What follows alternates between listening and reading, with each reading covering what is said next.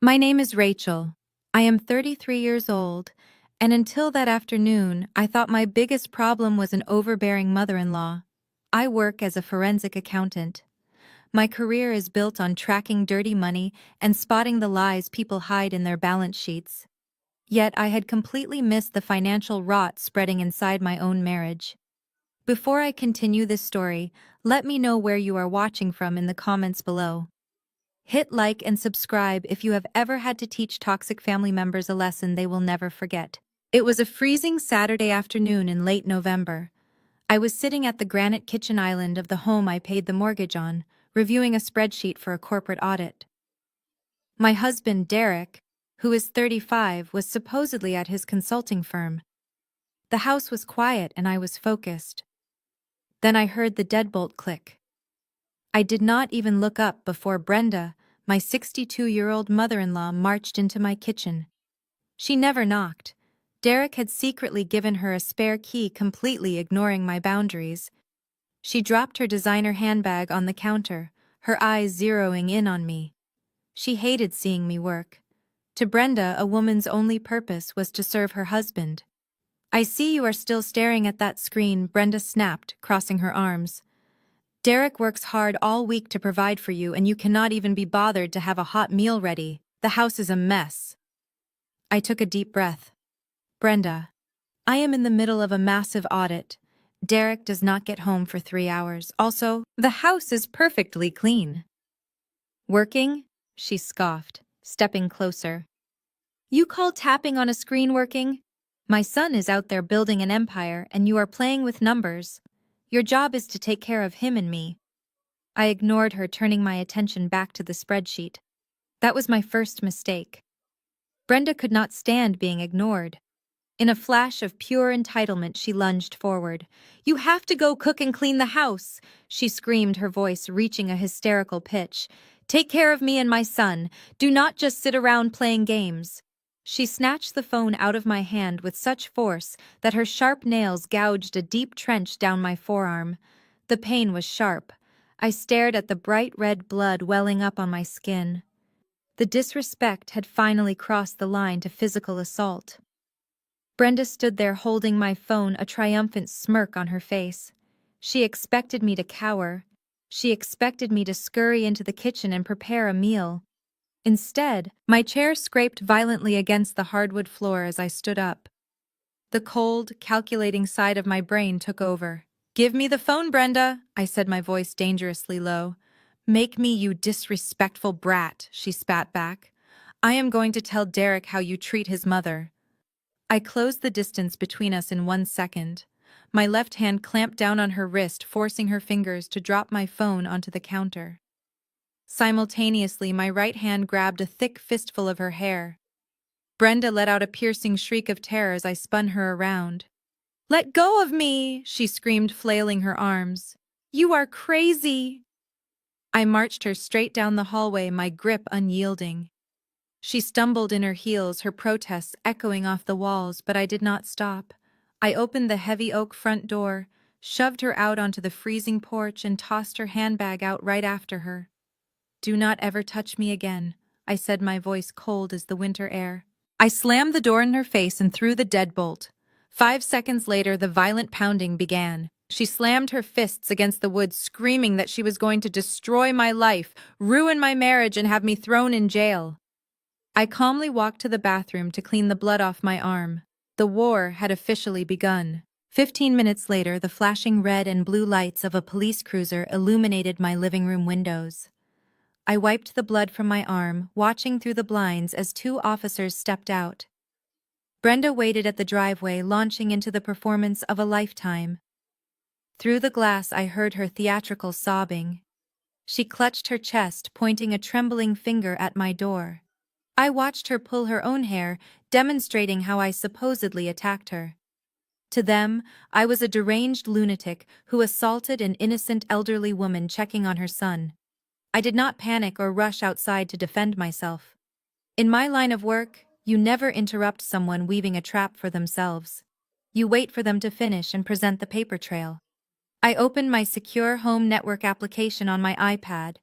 The officers comforted Brenda for 5 minutes before walking up my front steps. A heavy knock echoed through the house. I unlocked the deadbolt, pulling the door open. "Good afternoon, officers," I said, keeping my voice steady.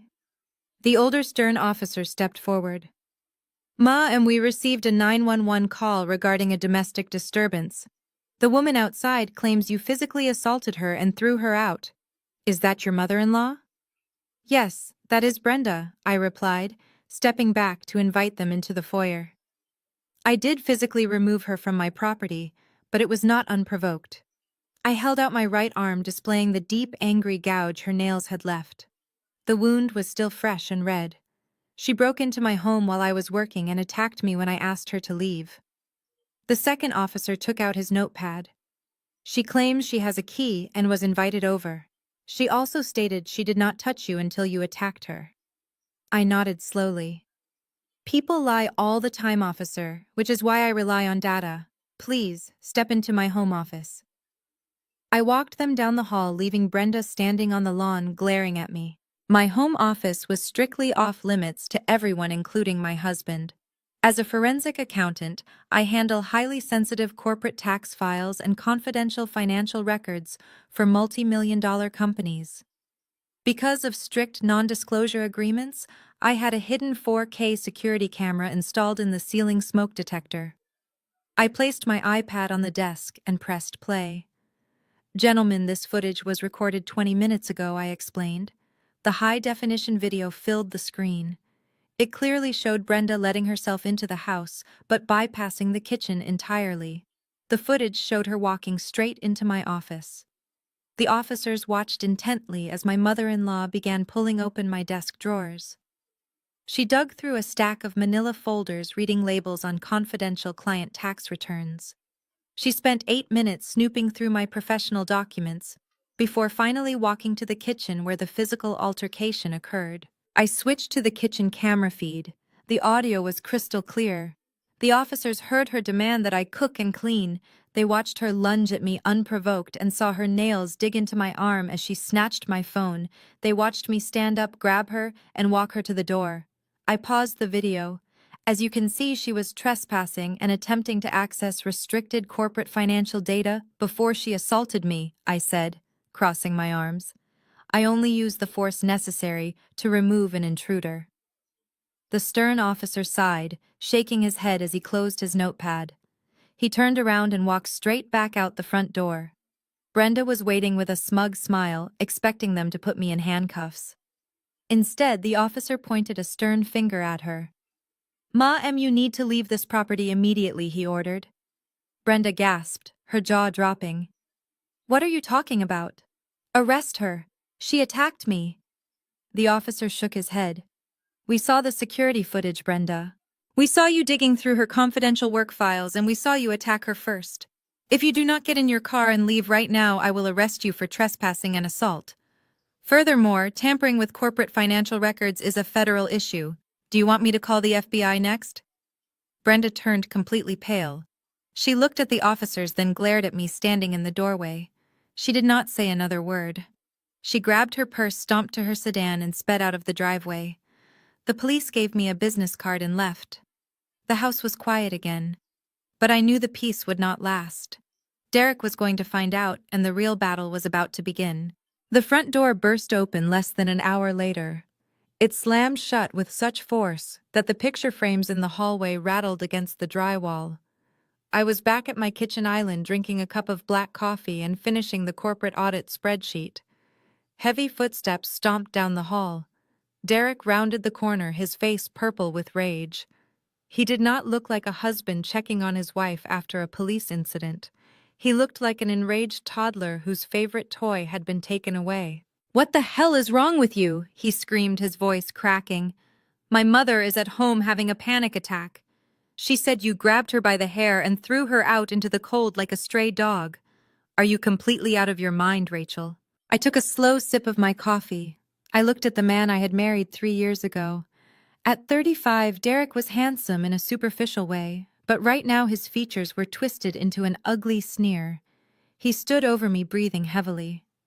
Not once did his eyes drop to my right forearm where a thick gauze bandage covered the deep gashes his mother had clawed into my skin.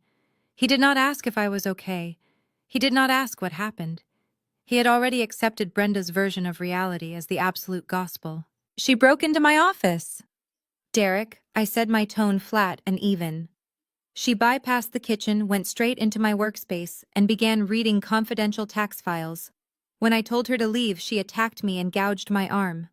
I defended myself and removed an intruder from my property. Derek scoffed, throwing his hands in the air. An intruder? She is my mother. She has a key. She is family. She has every right to be in this house. You are acting like a psychotic, paranoid freak. She just wanted to make sure you were actually taking care of the house instead of hiding behind a computer screen all day. I set my coffee mug down. The ceramic clicked sharply against the granite. That computer screen pays the mortgage on this house, Derek. It pays for the luxury car sitting in the driveway that you drive to a consulting firm that never seems to turn a profit. I stood up, matching his height. And for the record, nobody has the right to access federal corporate tax documents without clearance.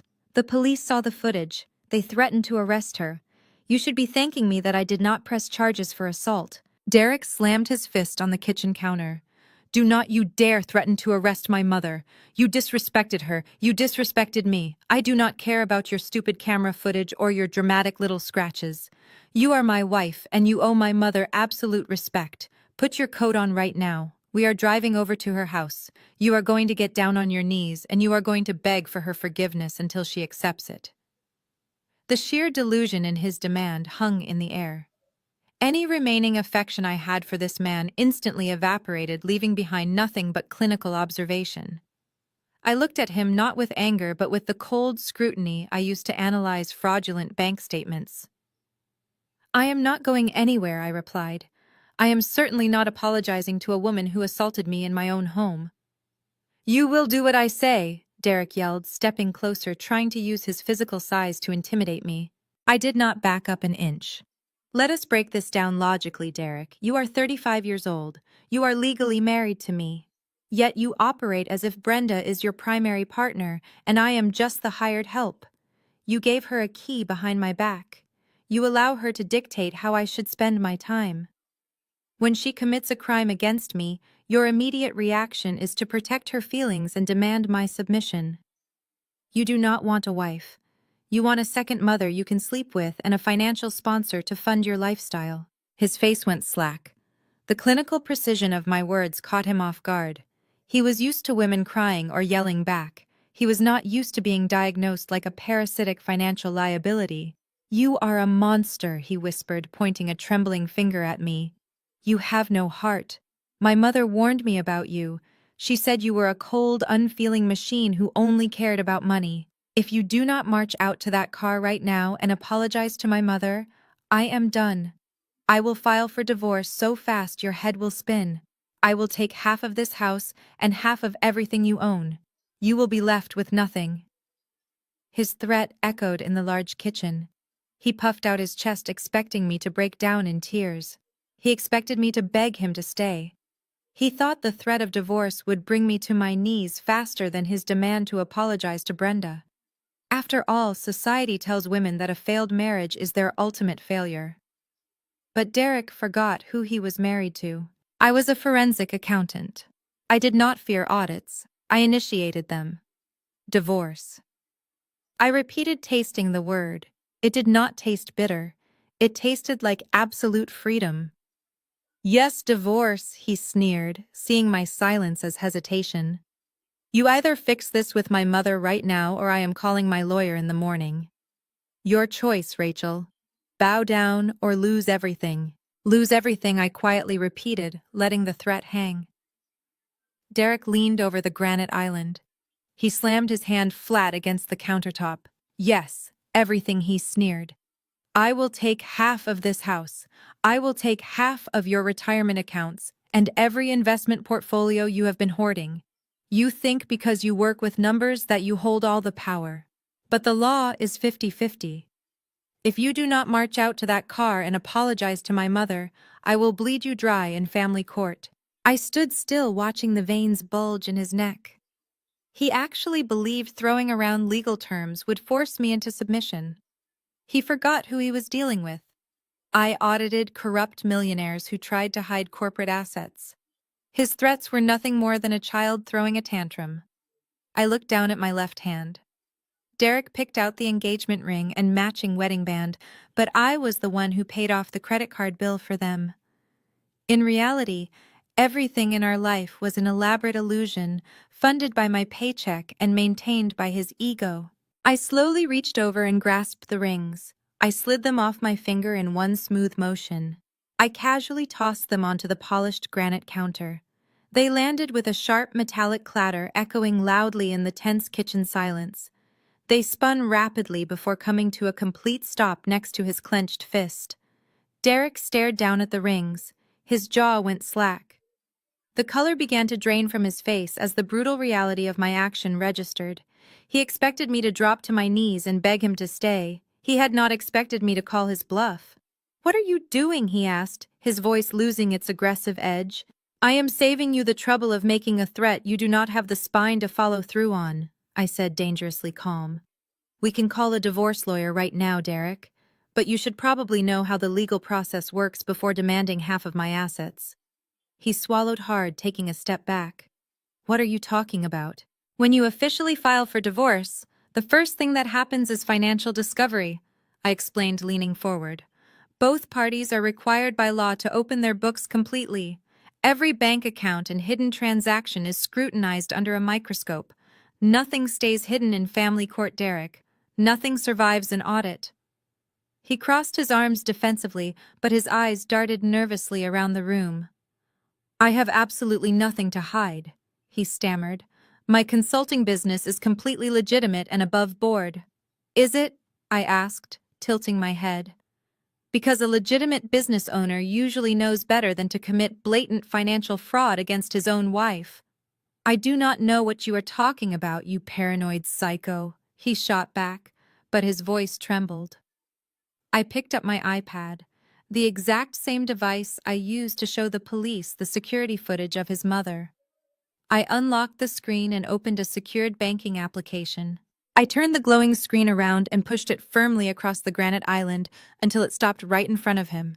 "If you really want a divorce, I will gladly give you one," I said without blinking. "But first, you are going to look me straight in the eye and explain exactly why $45,000 vanished from our joint high-yield savings account last Tuesday afternoon." Derek looked down at the digital screen. He did not speak. He did not even seem to breathe. "And before you try to tell me it was a business expense or a bad investment," I continued, my tone dropping to an absolute chill, "let me save you the desperate effort of lying. I already tracked the routing numbers. I know the money did not go to your struggling consulting firm. It was wire transferred directly into a highly suspicious offshore holding limited liability company registered in Delaware, a ghost company with zero public operating history." The heavy silence in the kitchen became absolute. The arrogant man who had stormed into my house demanding I kneel before his mother was entirely gone. Derek stared blankly at the digital ledger glowing on the iPad screen. The bright red minus sign next to the $45,000 transaction glared back at him. "Explain it right now, Derek," I commanded. He opened his mouth to speak, but no coherent words came out. The healthy color vanished from his cheeks, leaving his face pale gray. His hands began to shake so violently he had to grab the solid edge of the counter just to steady his trembling legs. He was completely trapped. Derek did not answer the question. He could not. The digital ledger exposing the stolen $45,000 remained glaringly bright on the screen between us. Instead of confessing, he chose the coward's way out. He let go of the counter, snatched his car keys, and bolted for the garage door without looking back. The heavy door slammed shut, and seconds later, tires squealed out of the driveway. He was running away to formulate a lie, but the numbers never lied. I spent the rest of Sunday evening packing his clothes into garbage bags and leaving them in the guest room. The next morning, I woke up to prepare for work. When I picked up my phone, the screen was flooded with notifications. Text messages from distant relatives, missed calls from numbers I did not recognize, and an endless stream of social media alerts. I opened Facebook and immediately saw the source of the chaos. Vanessa. Derek's 31-year-old sister had spent her Sunday night orchestrating a digital witch hunt. Vanessa was the golden child of the family. She lived an aggressively curated lifestyle funded by money she did not earn. Her post was a masterclass in manipulative victimhood. It featured a close-up photo of Brenda's face looking pale and traumatized. The caption read in all capital letters, "Last night my sweet elderly mother was brutally attacked by my sister-in-law Rachel. She was thrown out of a house into the freezing cold unprovoked. We are pressing charges against this violent sociopath." It did not stop there. Vanessa took the smear campaign a step further. She cross-posted the fabricated story to LinkedIn, specifically targeting my professional network. She tagged the official corporate page of the elite financial accounting firm where I worked. She tagged the managing partners. She wrote a secondary caption demanding my immediate termination. She claimed that a woman who physically abused the elderly could not be trusted to handle millions of dollars in corporate assets. By the time I finished reading, the post had already garnered hundreds of shares and outrage from people who had no idea who I was. Vanessa thought public shaming would force me into submission. She thought threatening my career would make me beg for mercy. I did not panic.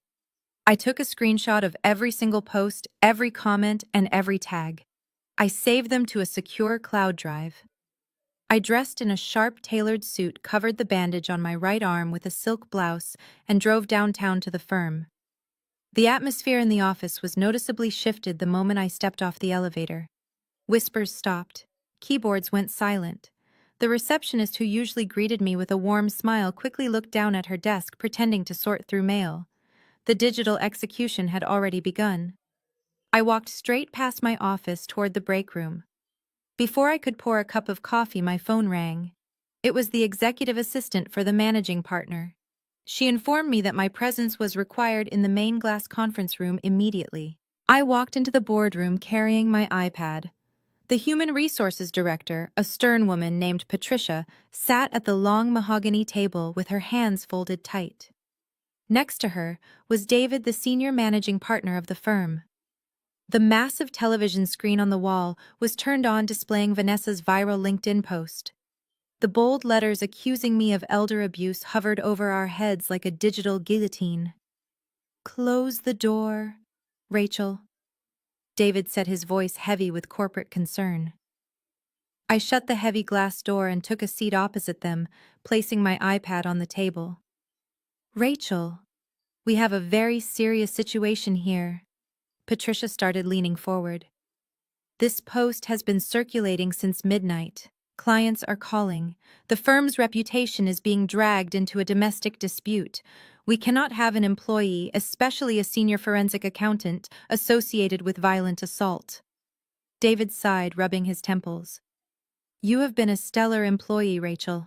You saved this firm millions during the tech merger last year. But this is a public relations nightmare. The woman claiming to be your sister-in-law is demanding we terminate you. We need to know what is going on before we make a decision about your future." I looked at David, then at Patricia. I did not cry. I did not act defensive. I calmly tapped the screen of my iPad, waking it up. "I am glad we are having this meeting," I said, keeping my voice perfectly level.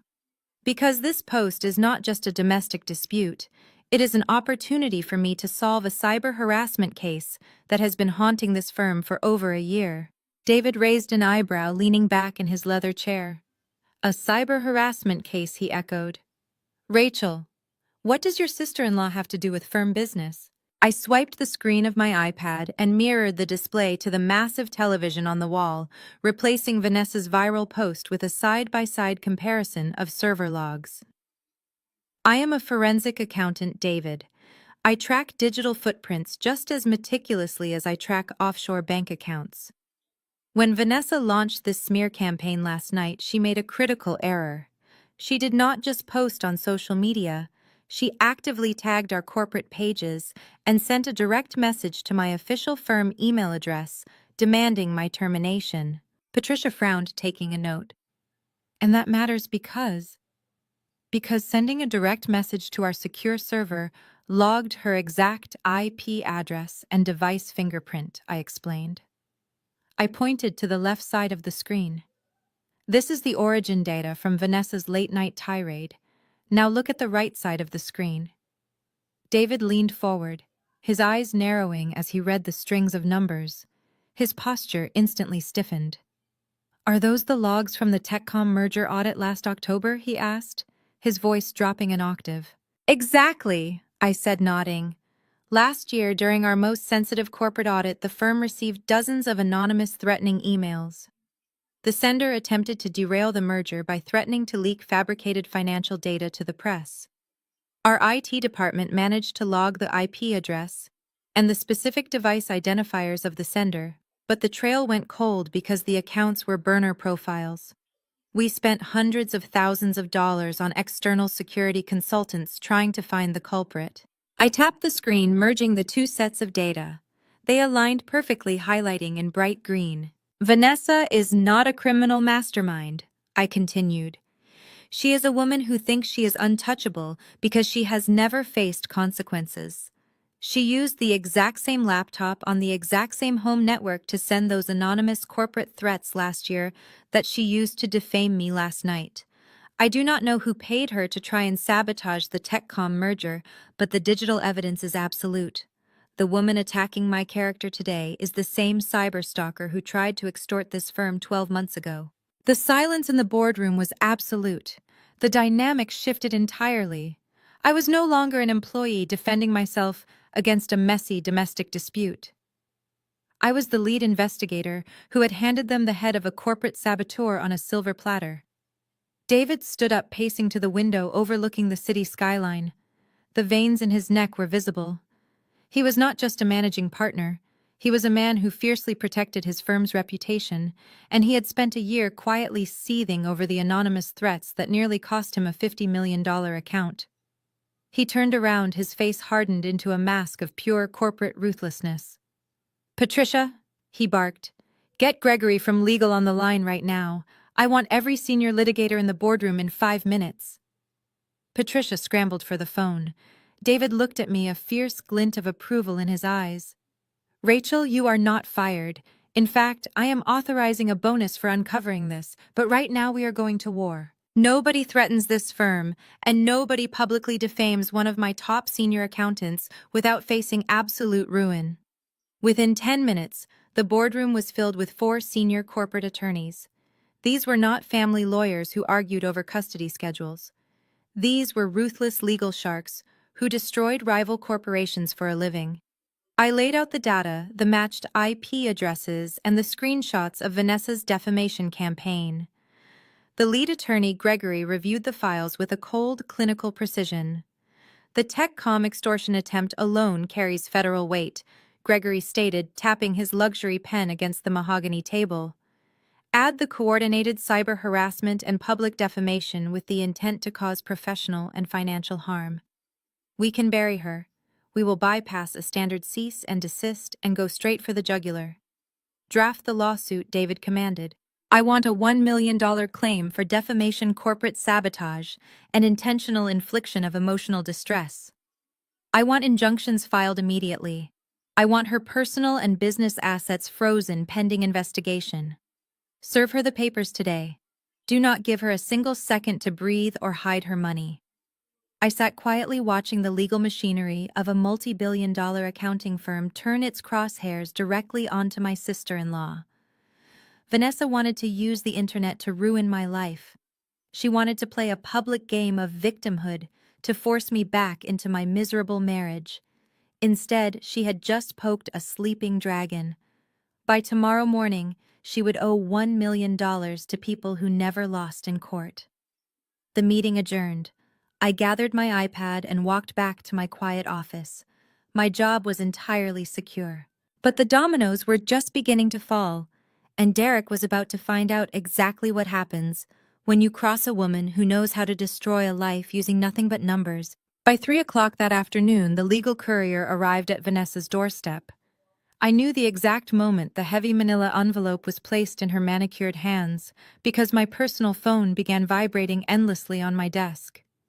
Vanessa did not just receive a simple cease and desist letter demanding she delete her defamatory posts. She received a massive legal binder detailing the $1 million federal lawsuit, a temporary restraining order freezing her social media accounts, and a formal notice of an impending investigation by federal authorities for corporate extortion. Naturally, she did not call me to apologize or beg for forgiveness. She immediately called Derek, screaming hysterically that her perfect life was over. Exactly 30 minutes later, the receptionist on the ground floor lobby of my office building called my secure desk phone. Her voice was shaking with panic. She told me my husband was downstairs causing a massive scene, harassing the staff and demanding to be led up to the restricted executive floors. I did not panic. I simply told her to keep the building's security guards on standby and took the private glass elevator down to the main lobby. The silver doors slid open to reveal a spectacle of pure pathetic desperation. Derek was pacing violently across the polished marble floor of the reception area. His expensive silk tie was loosened, his hair was a complete mess, and his face was flushed a deep, angry red. Several high-profile corporate clients and junior accounting partners were standing nearby, quietly watching him make a complete fool of himself. When he finally saw me step out of the elevator, he charged forward like an enraged bull. The two large security guards immediately stepped in front of me, blocking his destructive path. Derek tried to physically push past their broad shoulders, but they held firm, crossing their arms. "Rachel, tell these useless rent-a-cops to back off," he screamed, his voice echoing wildly off the high glass ceilings of the lobby.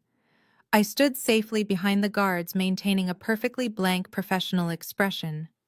"Keep your voice down, Derek," I said calmly. "You are embarrassing yourself in front of my colleagues and clients."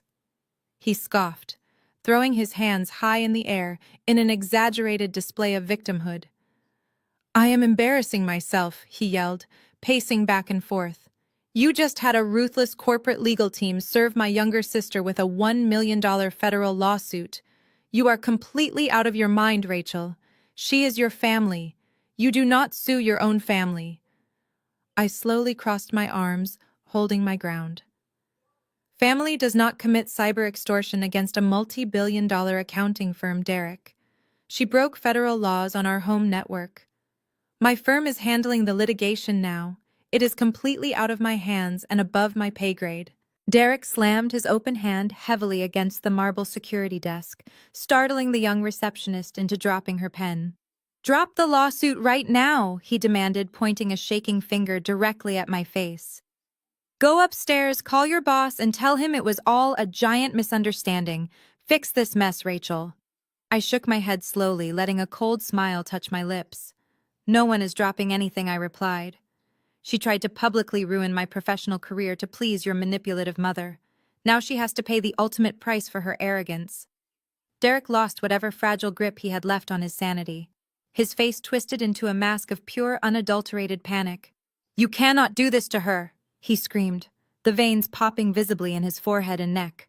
"Vanessa needs a clean criminal record to open her high-end spa in Boston. You are ruining her entire life over a stupid little Facebook post." I completely froze. The specific words echoed very loudly in my mind. A high-end spa in Boston. Vanessa had never worked a single day in her adult life.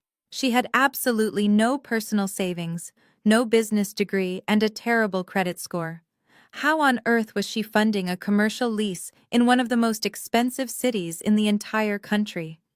Derek realized his massive mistake the second the words left his mouth. His eyes went wide with sudden terror and he clamped his jaw shut, taking a step backward. I looked at the head security guard standing beside me. "Please escort my husband off the premises immediately," I instructed without taking my eyes off Derek. "If he returns, call the police and have him arrested for criminal trespassing." The guards grabbed Derek firmly by both arms and dragged him toward the revolving glass doors. He kicked and shouted, but I turned my back and walked straight to the elevator. I finally had the crucial missing puzzle piece. I stepped off the elevator on my floor and walked directly to my office. I closed the heavy oak door behind me and engaged the deadbolt. The quiet isolation of the room allowed my mind to process the magnitude of what Derek had just screamed in the lobby. A high-end spa in Boston. The words echoed in my head as I sat down at my desk and woke up my encrypted workstation. Vanessa was 31 years old and had not held a steady job since she graduated from college with a useless degree she barely earned. She spent her days shopping, posting aesthetic photos, and acting like a wealthy socialite. Her husband Jamal was a talented orthopedic surgeon, but even a doctor's salary could not comfortably fund commercial real estate in downtown Boston without years of saving. And Jamal was smart. He would never blindly hand his wife hundreds of thousands of dollars to open a high-risk vanity business. So where was the capital coming from? I opened my secure accounting software and brought up the digital ledger showing our joint high-yield savings account. The bright red minus sign next to the $45,000 transaction glared at me. 2 days ago, I traced that wire transfer to an anonymous limited liability company registered in Delaware. At the time, I assumed Derek was hiding assets in preparation for a divorce or paying off a massive hidden debt. But his absolute panic over Vanessa needing a clean record changed the entire trajectory of my investigation. I cracked my knuckles and began the digital excavation. I bypassed standard public records and accessed the specialized corporate tracking databases reserved for elite financial investigators. Delaware is notoriously secretive about corporate ownership, but no shell company is entirely invisible if you know how to follow the money. I tracked the routing number of the receiving bank account. I pulled the incorporation documents for the holding company and cross-referenced the registered agent against local tax filings. The registered agent was a generic law firm, but the secondary contact listed on the state tax permit was a personal email address. It was an email address I recognized immediately. It was the same email address Vanessa used to send me passive-aggressive holiday wish lists every December. I leaned back in my ergonomic chair, staring at the screen. The pieces of the puzzle slammed together with sickening clarity. The anonymous Delaware company was not a phantom corporate entity. It was a shell account created specifically for Vanessa. Derek did not steal $45,000 from his own wife to fund his struggling consulting firm. He did not take it to pay off a secret gambling debt. He stole my hard-earned money to act as the primary angel investor for his spoiled younger sister. The sheer audacity of the betrayal left me momentarily breathless. In Derek's twisted family dynamic, Vanessa was the golden child who could do no wrong. Brenda had raised her son to believe that his ultimate duty in life was to provide for the women in his family. Not his wife, but his mother and his sister. I was simply the external revenue stream they had successfully tapped into. Derek had drained our joint savings to ensure Vanessa could sign a commercial lease for a luxury spa she had absolutely no business running. But as I stared at the financial data, a new, much darker question began to form in my analytical mind. $45,000 is a significant amount of money, but it is barely enough to cover a security deposit and first month of rent for premium commercial real estate in Boston. It certainly was not enough to fund the expensive renovations, buy the high-end salon equipment, or cover the initial payroll for a luxury spa. The math simply did not add up. Vanessa needed at least $250,000 to even get the doors open. If Derek had only stolen $45,000 from me, where did the rest of the capital come from? I pulled up Derek's personal credit report and his business accounts. I had always kept our primary finances separate, but I still had legal access to his tax portals because we filed jointly. I spent the next hour digging through his business ledgers. What I found made my blood run cold. Derek did not just have a struggling consulting firm. He had a dead one. His business had essentially collapsed 2 years ago. The income he had been reporting, the money he supposedly contributed to our household, was entirely fabricated. There was only one person left in their immediate circle who had access to capital. I picked up my cell phone. I needed to call Jamal. I held my cell phone in my hand, but I did not press the call button right away. Before I brought an innocent man into this financial war, I needed to map out the entire battlefield. I put the phone down and spent the next 3 hours dissecting every single ledger, bank statement, and tax return Derek had filed over the last 5 years. As a forensic accountant, I was trained to look for anomalies, but what I found in my own husband's records was not an anomaly. It was a complete systematic parasitic feeding tube. Derek's consulting firm had not just been struggling, it had been legally dead for 2 years. He had quietly filed for bankruptcy dissolution 24 months ago and never breathed a word of it to me. Every morning he would put on a tailored suit, kiss my cheek, and drive off to an office building he no longer rented. He spent his days sitting in coffee shops or at his mother's house playing the role of a successful businessman. But how was he contributing to our joint household bills if he had zero income? I traced the incoming deposits. The money he transferred into our joint checking account every month was not corporate revenue. It was drawn from a revolving door of high-interest personal loans and secret credit cards maxed out under his name. But that was only the tip of the iceberg. The most sickening discovery was where my money had been going. Because we kept our primary finances separate, I deposited my high six-figure salary into my personal accounts and transferred my portion of the household expenses into our joint account. I also trusted Derek to manage our joint savings. That was my fatal mistake.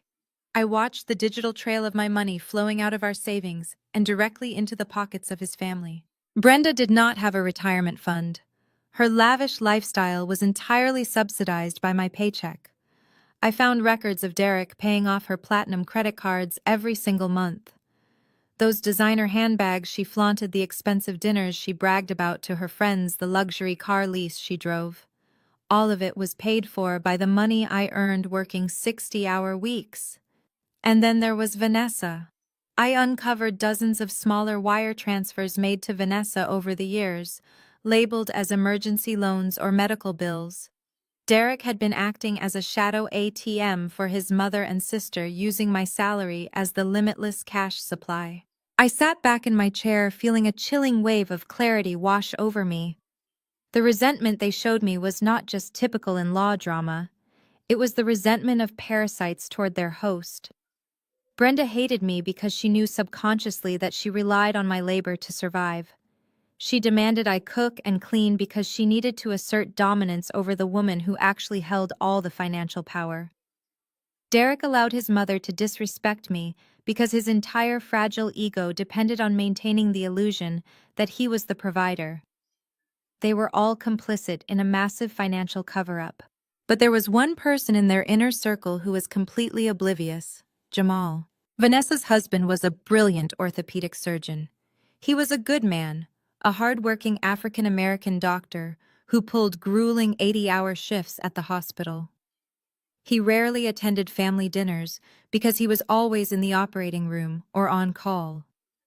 Vanessa used his demanding schedule to her absolute advantage. She played the role of the devoted, wealthy doctor's wife while secretly bleeding my husband dry. But if Vanessa needed $250,000 to open a high-end spa in Boston, my stolen $45,000 was not going to be enough. She had to be stealing from Jamal, too. I knew exactly how financial parasites operated. They never stopped at just one victim. I picked up my cell phone again and dialed Jamal's personal number. It rang 4 times before he answered. His voice was gravelly and exhausted, likely fresh out of a long surgery. "Hello, Rachel," he answered, sounding mildly surprised. "Is everything okay? Vanessa told me there was some kind of argument with Brenda yesterday. Jamal, I need to see you," I said, keeping my voice perfectly steady and completely devoid of emotion.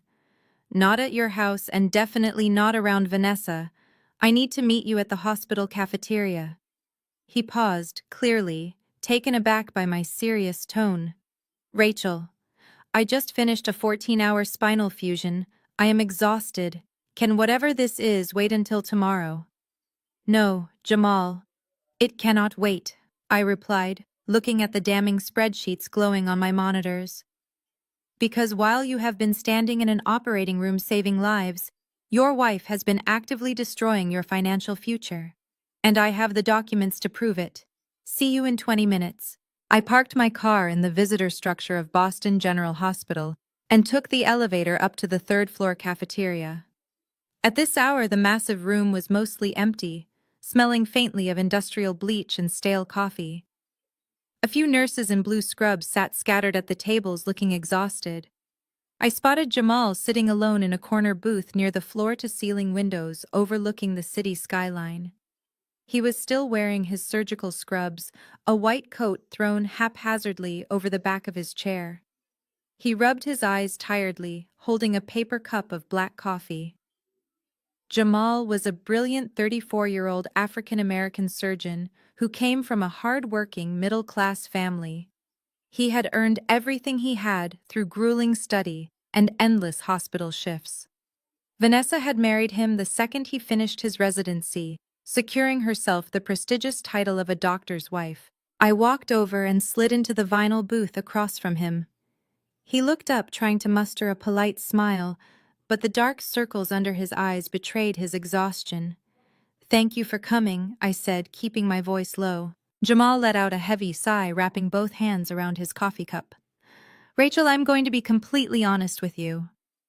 I just spent 14 hours repairing a shattered pelvis and a crushed femur. I am running on fumes and I really want to go home to my wife, but instead my phone has been blowing up all day. Vanessa called me in tears. She said your accounting firm filed a $1 million federal lawsuit against her this afternoon. She said you are trying to destroy her reputation over a family argument." He leaned forward, his expression turning serious but remaining respectful. "I know Brenda can be difficult. I know Derek caters to her too much. But suing Vanessa for $1 million? Do not you think this has gone way too far? Why are you attacking my wife, Rachel?" I looked at this honorable, exhausted man and felt a genuine pang of sympathy. He was a good person trapped in a snake pit, and he did not even realize the venom was already in his veins. He thought this was just petty domestic drama. He thought I was being vindictive over a verbal argument. "I am not attacking your wife, Jamal," I replied evenly. "I am foreclosing on a parasite, and unfortunately, you are the primary host." Jamal frowned, his brow furrowing in confusion. "What are you talking about?" I reached into my leather briefcase and pulled out a thick, pristine manila folder. I placed it flat on the sterile cafeteria table. I had spent the last few hours organizing the financial data into a comprehensive color-coded dossier. This was the same method I used when presenting evidence of corporate embezzlement to federal prosecutors. You do not argue with liars. You overwhelm them with undeniable mathematical proof. I pushed the heavy folder slowly across the table until it touched the edge of his coffee cup. "Open it," I instructed. Jamal looked at the folder, then up at me. "Rachel, I am not a financial expert. I cut bone and fix ligaments. I do not want to get involved in a legal dispute between you and Vanessa." "You are already involved, Jamal," I said, my voice tightening with urgency. "You have been involved since the day you married her. Open the folder." He sighed heavily, but reached out and flipped open the heavy cardstock cover. The first page was an executive summary I had typed up. Below it were stacks of bank statements, wire transfer logs, and tax filings. Each page was meticulously highlighted. "I want you to look at the colors," I explained, pointing to the first ledger. "Green highlights represent your surgical salary, the money you earn working 80 hours a week. Red highlights represent the money Derek stole from my personal savings account. And the yellow highlights represent the offshore holding company Vanessa secretly registered in Delaware last month." Jamal scanned the first page. His tired eyes slowly widened as he registered the sheer volume of numbers. "I see the red highlights," he said, his voice dropping. "There are transfers here for $45,000. You are saying Derek took this from you?" "Yes," I confirmed. "Derek stole $45,000 from our joint savings account to act as the seed money for Vanessa's new high-end spa." "But that is only the beginning." Jamal shook his head, completely bewildered. "That makes no sense, Rachel. Vanessa did not need seed money from Derek. She told me she funded the commercial lease for the spa using the profits from her cryptocurrency investments. She has been day trading for 2 years. I let out a short, humorless laugh. Jamal, your wife does not know the first thing about cryptocurrency. She has never day traded a single stock in her entire life. She does not even know how to balance a standard checking account. Turn to page 3. Jamal flipped the heavy pages, his fingers slightly trembling. He stared at the highlighted bank statements. There were no crypto exchanges listed. There were only wire transfers from Derek and massive unexplained cash withdrawals. You are a doctor, Jamal, I said, leaning in closer. You know how to read symptoms. Look at the data. If my $45,000 only covered the security deposit for her commercial lease, where did the rest of the $250,000 come from to build out the luxury spa? He stared at the numbers, the exhaustion completely vanishing from his face, replaced by a creeping dread. Where, he asked quietly. Turn to page 4, I replied. Jamal slowly turned the page. The document staring back at him was not a bank statement. It was a digital copy of a real estate contract. And the moment he read the bold heading at the top of the page, I watched the brilliant surgeon realize his entire life was a lie. Jamal traced his finger over the highlighted lines on page 4. The document was a digital copy of a real estate contract, specifically a commercial lease agreement for a premium storefront in downtown Boston. It was signed and notarized last month. The tenant listed was the offshore holding company Vanessa had registered in Delaware. But it was not the lease that made the brilliant surgeon stop breathing. It was the financial guarantee attached to the final page of the contract. Vanessa did not have the credit history or the personal assets to secure a multi-million-dollar commercial lease on her own. The property management company required a massive financial backer, a co-signer with pristine credit and substantial verifiable income. Jamal stared at the signature line.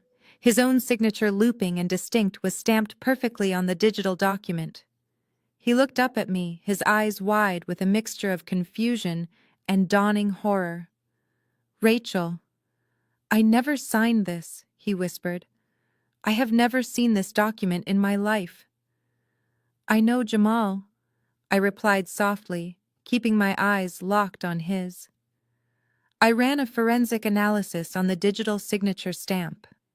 It was executed from the IP address at your house at 2 p.m. on a Tuesday. According to the hospital schedule you sent me, you were in the middle of a complex spinal surgery at that exact time. Jamal slowly lowered the folder. The reality of the betrayal hit him with the physical force of a sledgehammer. The woman he loved, the woman he worked 80 hours a week to provide a comfortable life for, had not just lied to him about her phantom cryptocurrency investments. She had actively committed federal wire fraud and identity theft to secure a commercial lease he knew nothing about. She had tied his pristine medical license and his financial future to a massive high-risk vanity project without his consent. She forged my signature, he said, his voice cracking. She committed fraud. Yes, I confirmed. But unfortunately, the commercial lease is only the first part of the problem. A lease gives her the physical space, Jamal. It does not pay for the expensive contractors, the high-end salon equipment, or the initial payroll. My $45,000 barely covered the security deposit. She needed capital liquid cash to actually build the spa. Turn to page 5. Jamal's hands were visibly shaking now as he flipped the heavy cardstock page. He did not need to be a financial expert to understand the document staring back at him. It was a digital copy of a home equity line of credit, a HELOC approved and finalized 3 weeks ago. The loan amount was a staggering $150,000. And the collateral securing the massive loan was Jamal's own house. The beautiful 4-bedroom colonial he had spent years saving for the house he paid the mortgage on every single month had been leveraged without his knowledge. Once again, his digital signature was forged on the bottom line. She mortgaged my house. Jamal whispered the words, barely audible. She took out $150,000 of debt against my home while I was at the hospital saving lives. The silence in the cafeteria felt heavy and suffocating. I watched the honorable, hard-working man completely shatter. His exhaustion vanished, replaced by a profound and devastating grief. He had given Vanessa everything. He had bought her the luxury car, paid for her expensive vacations, and tolerated her constant need for designer clothes. He thought he was providing for a wife who loved him. Instead, he realized he was simply funding a parasite who saw him as an endless line of credit. "I have to go home," he said suddenly, standing up his chair, scraping loudly against the linoleum floor. "I have to go home and confront her right now. I am going to call the police. I am going to file for divorce." I stood up quickly, reaching across the table and placing my hand firmly on his arm. "No, Jamal," I said, my voice sharp and commanding. "Sit down." He glared at me, the grief in his eyes hardening into sudden violent anger. "Do not tell me to sit down, Rachel. My wife just stole $150,000 from me and committed identity theft. I am going to destroy her." I squeezed his arm, refusing to let him leave. "If you go home right now and confront her, you will lose everything I warned. Vanessa is manipulative and she is desperate. If she knows you have discovered the fraud, she will immediately drain whatever cash is left in those accounts. She will play the victim cry to her mother and hire a ruthless divorce attorney using your own money to fight you in court. She will claim you verbally authorized the HELOC. She will drag this out for years and you will be on the hook for the entire debt." Jamal froze, his chest heaving as he stared at me. "Then what am I supposed to do?" he demanded. "Let her get away with it." "You are a surgeon, Jamal," I said, my voice dropping to a cold, clinical whisper. "When you find a tumor, you do not just start hacking away at the patient in a panic. You map it out, you isolate the blood supply, and then you excise it completely so it can never grow back. I am a forensic accountant. We do not get mad. We get everything. Sit down and let me show you exactly how we are going to destroy them legally." Jamal stared at me for a long, terrifying moment. Slowly, the anger in his eyes shifted. The frantic panic was replaced by a cold, calculating resolve. He pulled his chair out and sat back down at the table. I watched Jamal take a deep, steadying breath. His hands were no longer shaking. "Good," I said quietly. "Now look closely at the loan disbursement details." I flipped to page 6 of the dossier. When a bank approves a home equity line of credit for $150,000, they do not just hand over a briefcase full of cash. They deposit the funds into an authorized account. I pointed my pen at the routing numbers highlighted in yellow. "Notice where the bank wired the money, Jamal. It did not go into your joint checking account. It did not go into your personal savings. It went directly into the corporate checking account of the Delaware Holding Company." Jamal stared at the numbers, trying to process the magnitude of the financial trap. "But I am not listed on the incorporation documents for that company," he said, his voice completely hollow. "I do not own any part of that business." "Exactly," I replied, tapping the page. "Vanessa structured this with terrifying precision.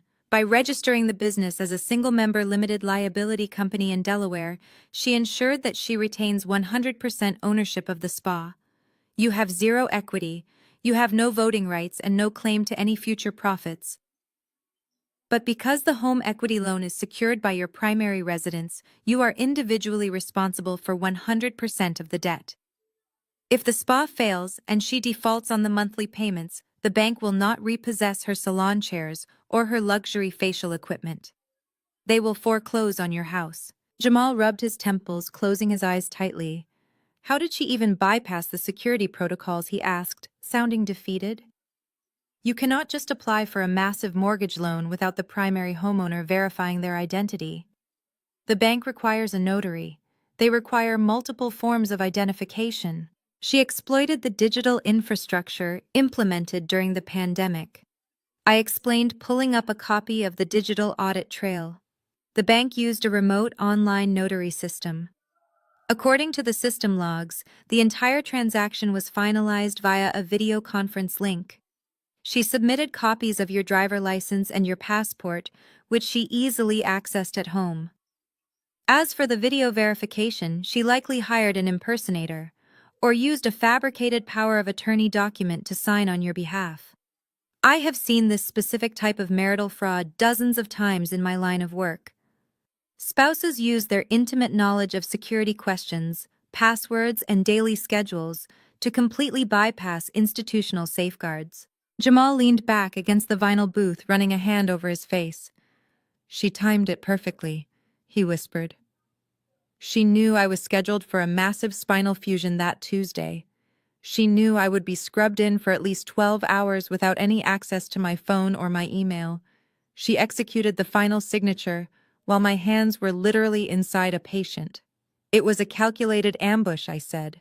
She weaponized your dedication to your career against you. And right now, Vanessa thinks she has gotten away with the perfect crime. She believes that even if you eventually notice the new lien on the property, you will forgive her because you always forgive her. She expects you to just work more overtime to cover the monthly payments. I will never forgive this, Jamal said, his voice hardening into absolute steel. I work myself into the ground to provide for us, and she repays me by risking the roof over my head. I am calling the federal authorities. I am going to report the identity theft immediately. You will report it. I agreed, but timing is everything.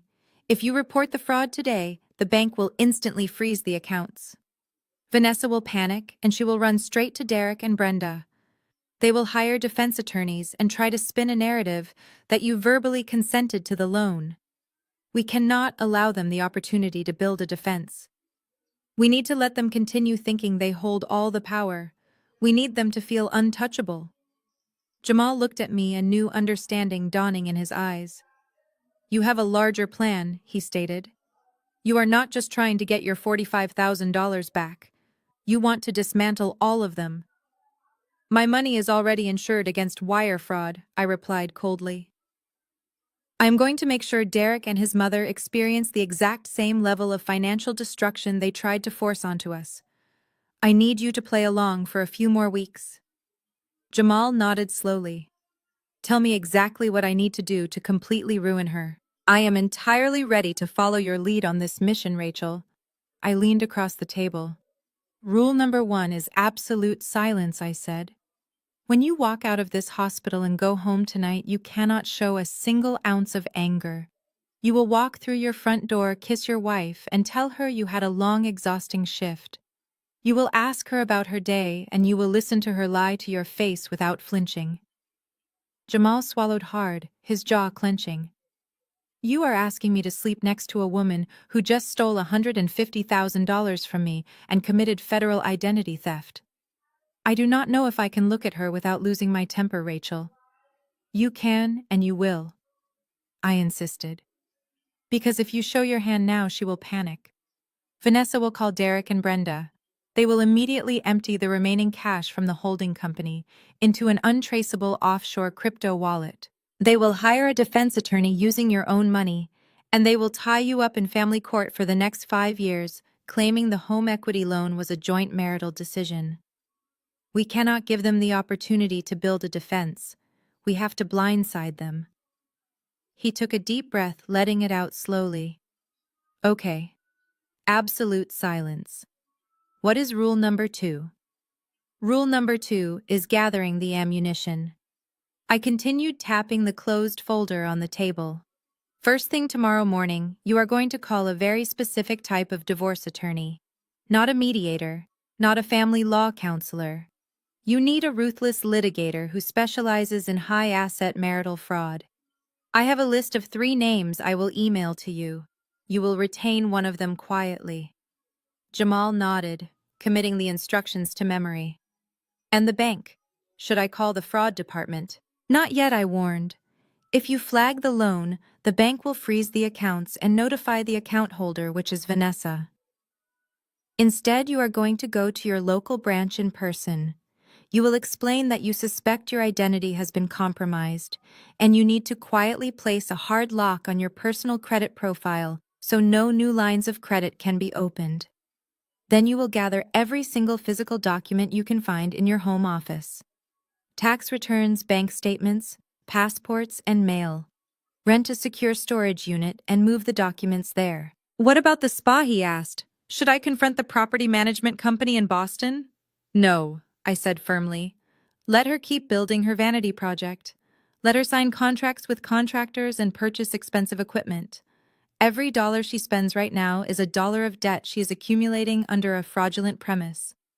When the authorities eventually seize the holding company accounts, she will be left holding the bag for dozens of breached vendor contracts. Let her dig her own grave. Jamal leaned back in the vinyl booth looking at me with a newfound respect.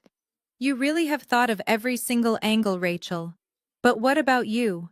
What are you going to do about Derek and Brenda? They still think you are going to be fired and lose everything in a divorce. I smiled, but there was no warmth in it. I am going to give them exactly what they want. I am going to play the role of the terrified, submissive wife whose career is hanging by a thread. I am going to let Derek think he has all the leverage. Because when an arrogant man thinks he is winning, he gets sloppy. I am setting a trap involving the deed to our house. It is a trap so legally complex and financially devastating that by the time Derek realizes he has stepped in it, the jaws will have already snapped shut on his neck. Jamal looked at the thick financial dossier on the table. The exhaustion that had weighed him down earlier was completely gone. In its place was the cold, focused energy of a surgeon preparing to operate on a critical patient. He reached out and placed his hand firmly on the manila folder. They thought we were just easy targets, he said quietly. Two hardworking people they could bleed dry while they lived out their fantasies. They made a severe miscalculation, I replied. They mistook our dedication to our careers for stupidity. You are a highly skilled surgeon, Jamal. I am a forensic accountant. We spend our lives fixing complex problems and bringing the truth to light. We do not get mad. We get everything. I extended my right hand across the sterile cafeteria table. Jamal looked at my hand, then up into my eyes. He reached out and gripped my hand firmly. The handshake sealed our secret alliance. We were no longer just two betrayed spouses. We were an execution squad preparing to systematically dismantle the parasites who had infiltrated our lives. As we walked out of the hospital into the freezing Boston night, I knew the real war was about to begin. Over the next 4 weeks, I transformed into the exact woman Derek and his mother always wanted me to be. I became the quiet, submissive, and terrified wife. I stopped working late at the office. I started cooking dinner every single evening, making sure a hot meal was waiting on the granite kitchen island the moment Derek walked through the front door. When Brenda came over to inspect my housekeeping, I did not argue. I poured her tea and allowed her to criticize my domestic skills without uttering a single word of defiance. To them, my silence was a sign of absolute defeat. They truly believed the threat of divorce and the looming federal lawsuit against Vanessa had broken my spirit. Derek was intoxicated by this newfound power. He strutted around our house like a conquering king. He bought himself expensive watches and bragged loudly on the phone about his imaginary consulting deals. He thought he had successfully intimidated a senior forensic accountant into total submission. But he forgot that a predator is never more vulnerable than when it is feeding. While I was roasting chickens and folding his laundry, my mind was orchestrating his absolute financial ruin. During those 4 weeks, I dug even deeper into the rotting carcass of his finances. I had already proven he stole $45,000 to fund his sister's vanity project. But as I traced the rest of the capital flowing out of his dead business accounts, I realized Vanessa was only half of the equation. Derek was hemorrhaging cash at an alarming rate. Massive unstructured withdrawals of $5,000 to $10,000 were being pulled from random ATMs across the city every weekend. No legitimate business operates entirely in cash withdrawals on a Sunday night. I used a specialized tracing software to map the geographic locations of the ATM withdrawals. They clustered tightly around a specific underground poker club and a well-known illegal sports betting hub in the south end of the city. I pulled his burner phone records, which I found hidden in his golf bag. The text messages were cryptic, but the pattern was undeniable. He was not talking to business clients. He was talking to bookies. Derek had a massive gambling addiction. He had been betting heavily on offshore sports syndicates and losing spectacularly. I calculated the exact total of his losses over the past 2 years. The number made me physically sick. He owed $200,000 to men who did not care about credit scores or collection agencies. They cared about broken bones and shattered kneecaps. This was the ultimate secret he was hiding. He was not just stealing from me to fund his mother's shopping habits or his sister's fake luxury life. He was bleeding Brenda dry and stealing my money to keep organized criminals from showing up at our front door. He was a desperate, terrified man playing a dangerous game of financial roulette with my life savings. Knowing his true vulnerability allowed me to perfectly calibrate my trap. I began quietly restructuring every single asset attached to my name.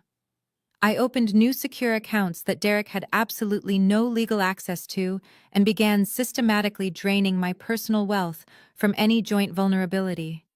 I moved my stock portfolios, my retirement funds, and my liquid savings behind a fortress of corporate trusts and legal firewalls. But I needed to leave him a piece of bait. Something so massive and tempting that his greed would blind him to the danger. I chose the house. Our beautiful $1.2 million suburban estate. Derek had always resented that my income qualified us for the mortgage.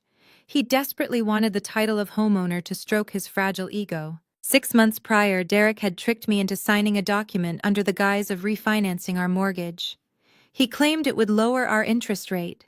In reality, it was a quitclaim deed transferring the property title entirely into his and his mother's names. He thought he had cleverly stolen the house out from under me. He thought I was completely unaware of his legal maneuver.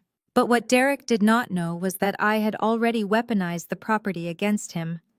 As a forensic accountant, I had the authority to red flag fraudulent businesses to the federal government.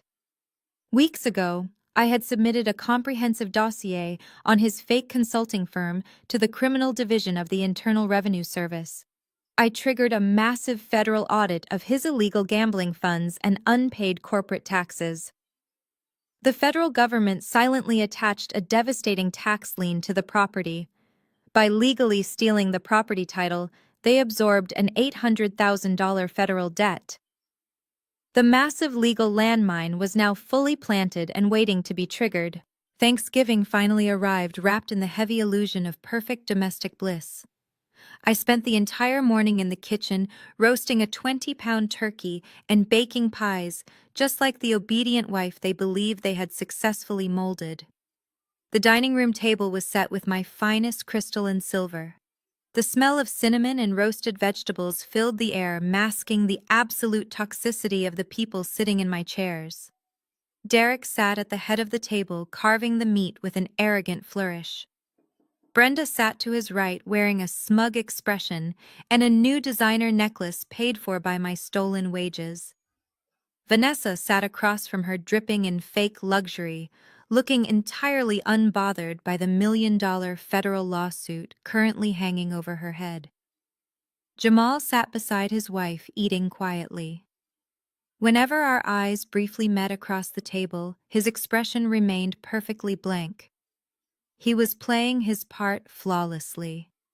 The dinner conversation was agonizingly superficial. Derek bragged about a massive consulting contract he was supposedly closing next week.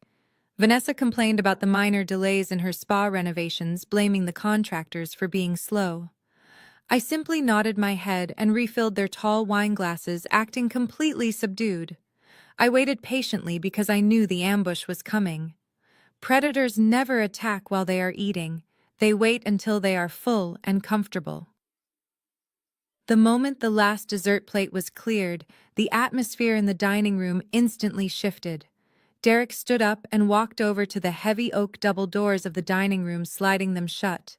He locked us inside. The click of the deadbolt echoed loudly. I remained seated at the end of the long table, resting my hands in my lap. Brenda wiped her mouth with a linen napkin and leaned forward, resting her elbows on the polished wood. Her eyes gleamed with malicious triumph. "Rachel," she began, her voice dripping with condescending sweetness, "we have let you play this little game of rebellion for a month now. You have been behaving much better lately. You have been cooking and keeping the house in order like a proper wife should." I kept my face completely devoid of emotion.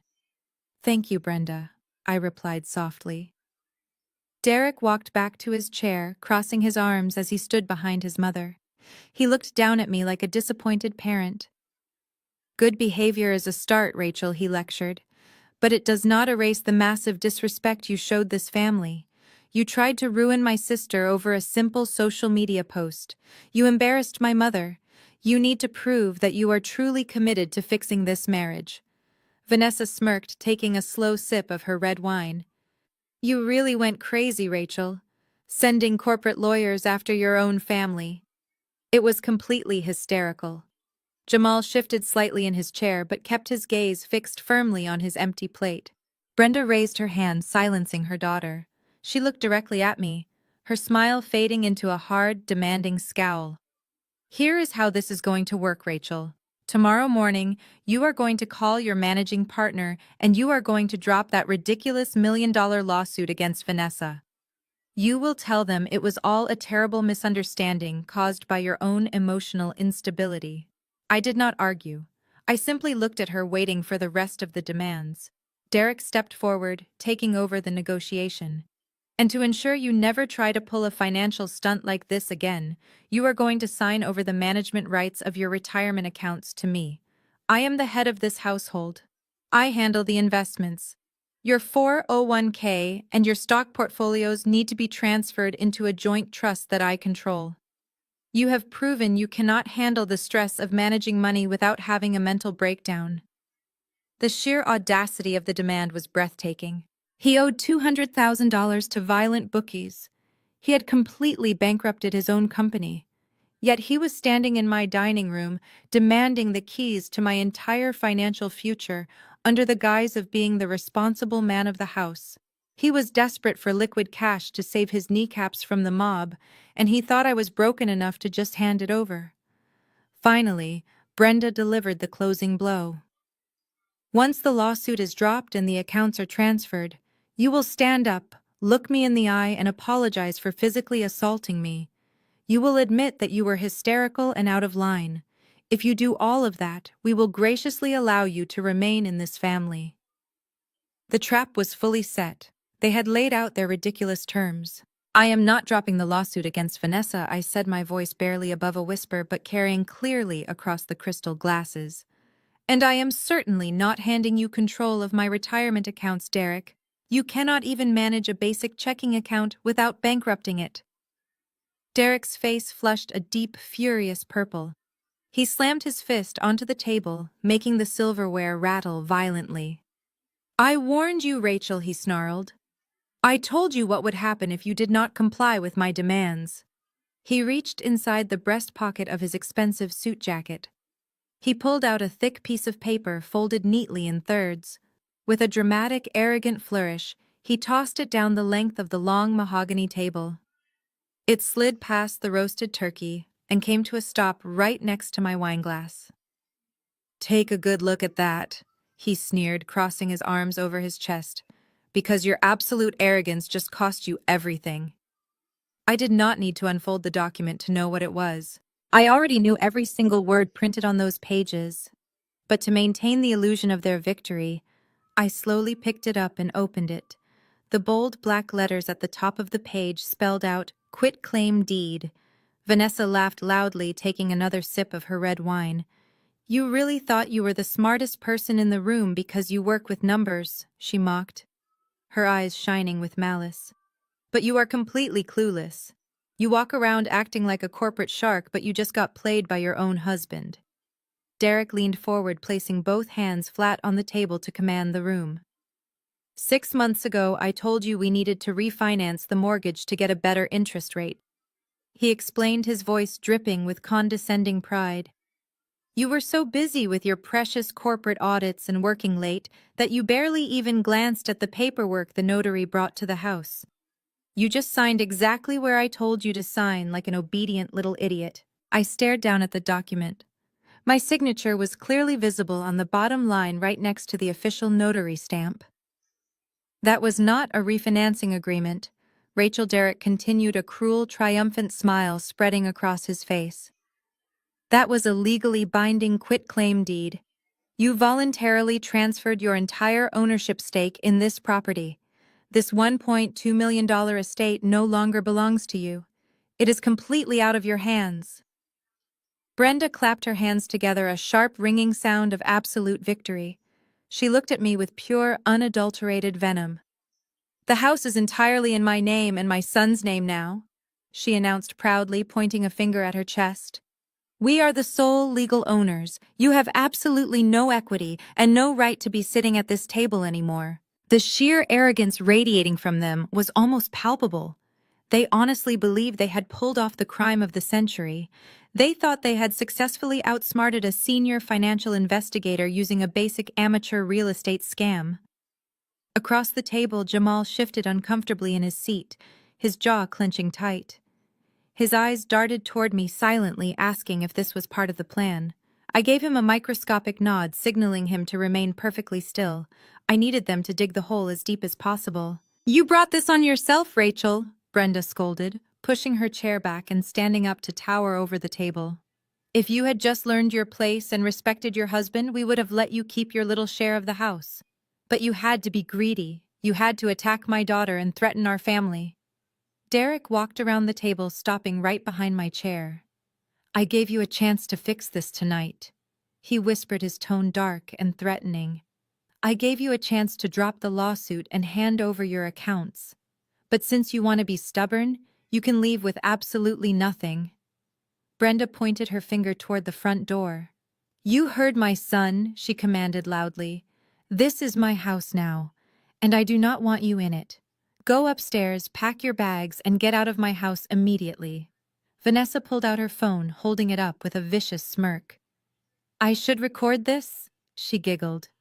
The great corporate accountant getting evicted from her own home on Thanksgiving. They waited for the tears. They waited for the desperate apologies and the frantic begging. But I did not give them a single ounce of satisfaction. I carefully folded the quitclaim deed and placed it back on the table. Then I did the one thing they absolutely did not expect. I smiled. It was not a small, hesitant smile, but a genuine, radiant expression of absolute relief. The room went dead silent. Brenda lowered her pointing finger, her brow furrowing in deep confusion. Derek shifted his weight, stepping back slightly, as if my smile was a physical weapon. They had prepared for a screaming match. They had prepared for a hysterical woman breaking down in her dining room. They had no idea how to handle a woman who looked at a stolen $1.2 million estate and simply smiled. "Excuse me for just a moment," I said, my voice light and completely unbothered. I pushed my chair back and walked out of the dining room.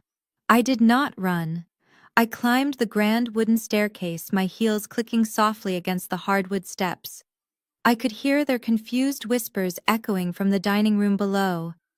Derek was muttering something to his mother, trying to reassure her that I was just in shock.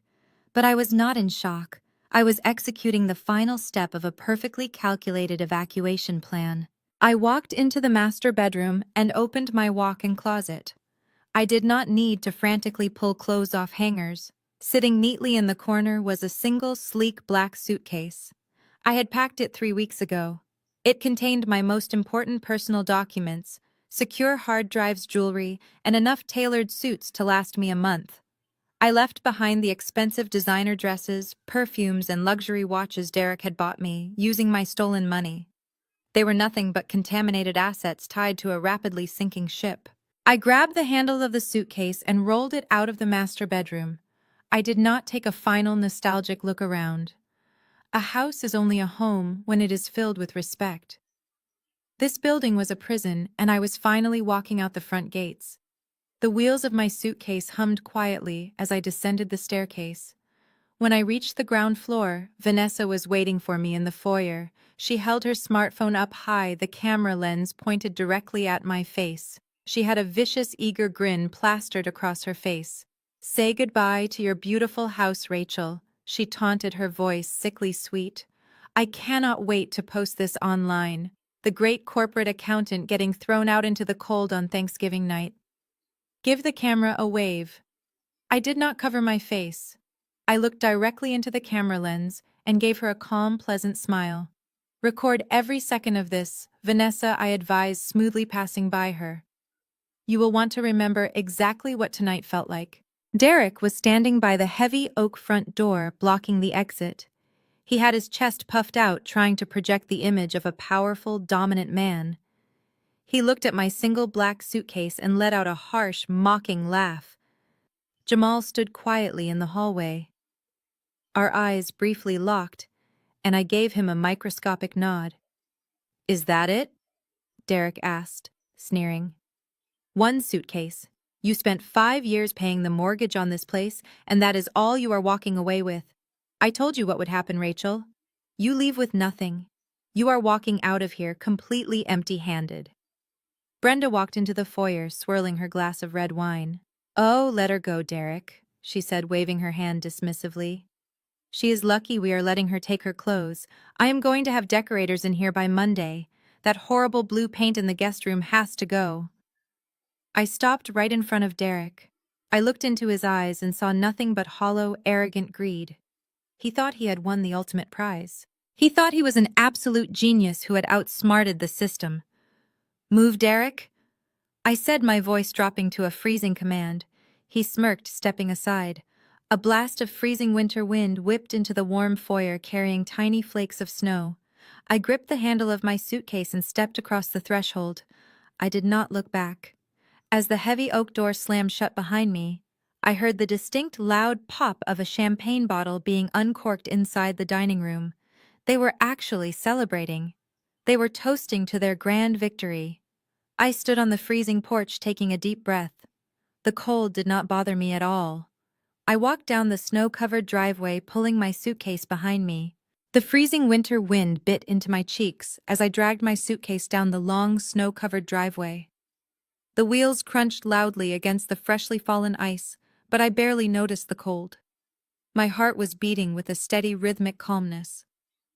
Behind me, the massive brick colonial house glowed warmly against the dark night sky. I could see the silhouettes of Derek and Brenda through the large dining room windows, raising their glasses in a victorious toast. They were celebrating their grand theft, completely oblivious to the fact that they were standing in the middle of a financial minefield. I reached the end of the driveway and turned right, walking down the quiet suburban street. The affluent neighborhood was completely silent. Most families were inside, sitting around their own Thanksgiving tables. 2 blocks down, a black SUV idled under a flickering street lamp, its headlights cutting through the falling snow. As I approached, the taillights flashed red. It was Jamal.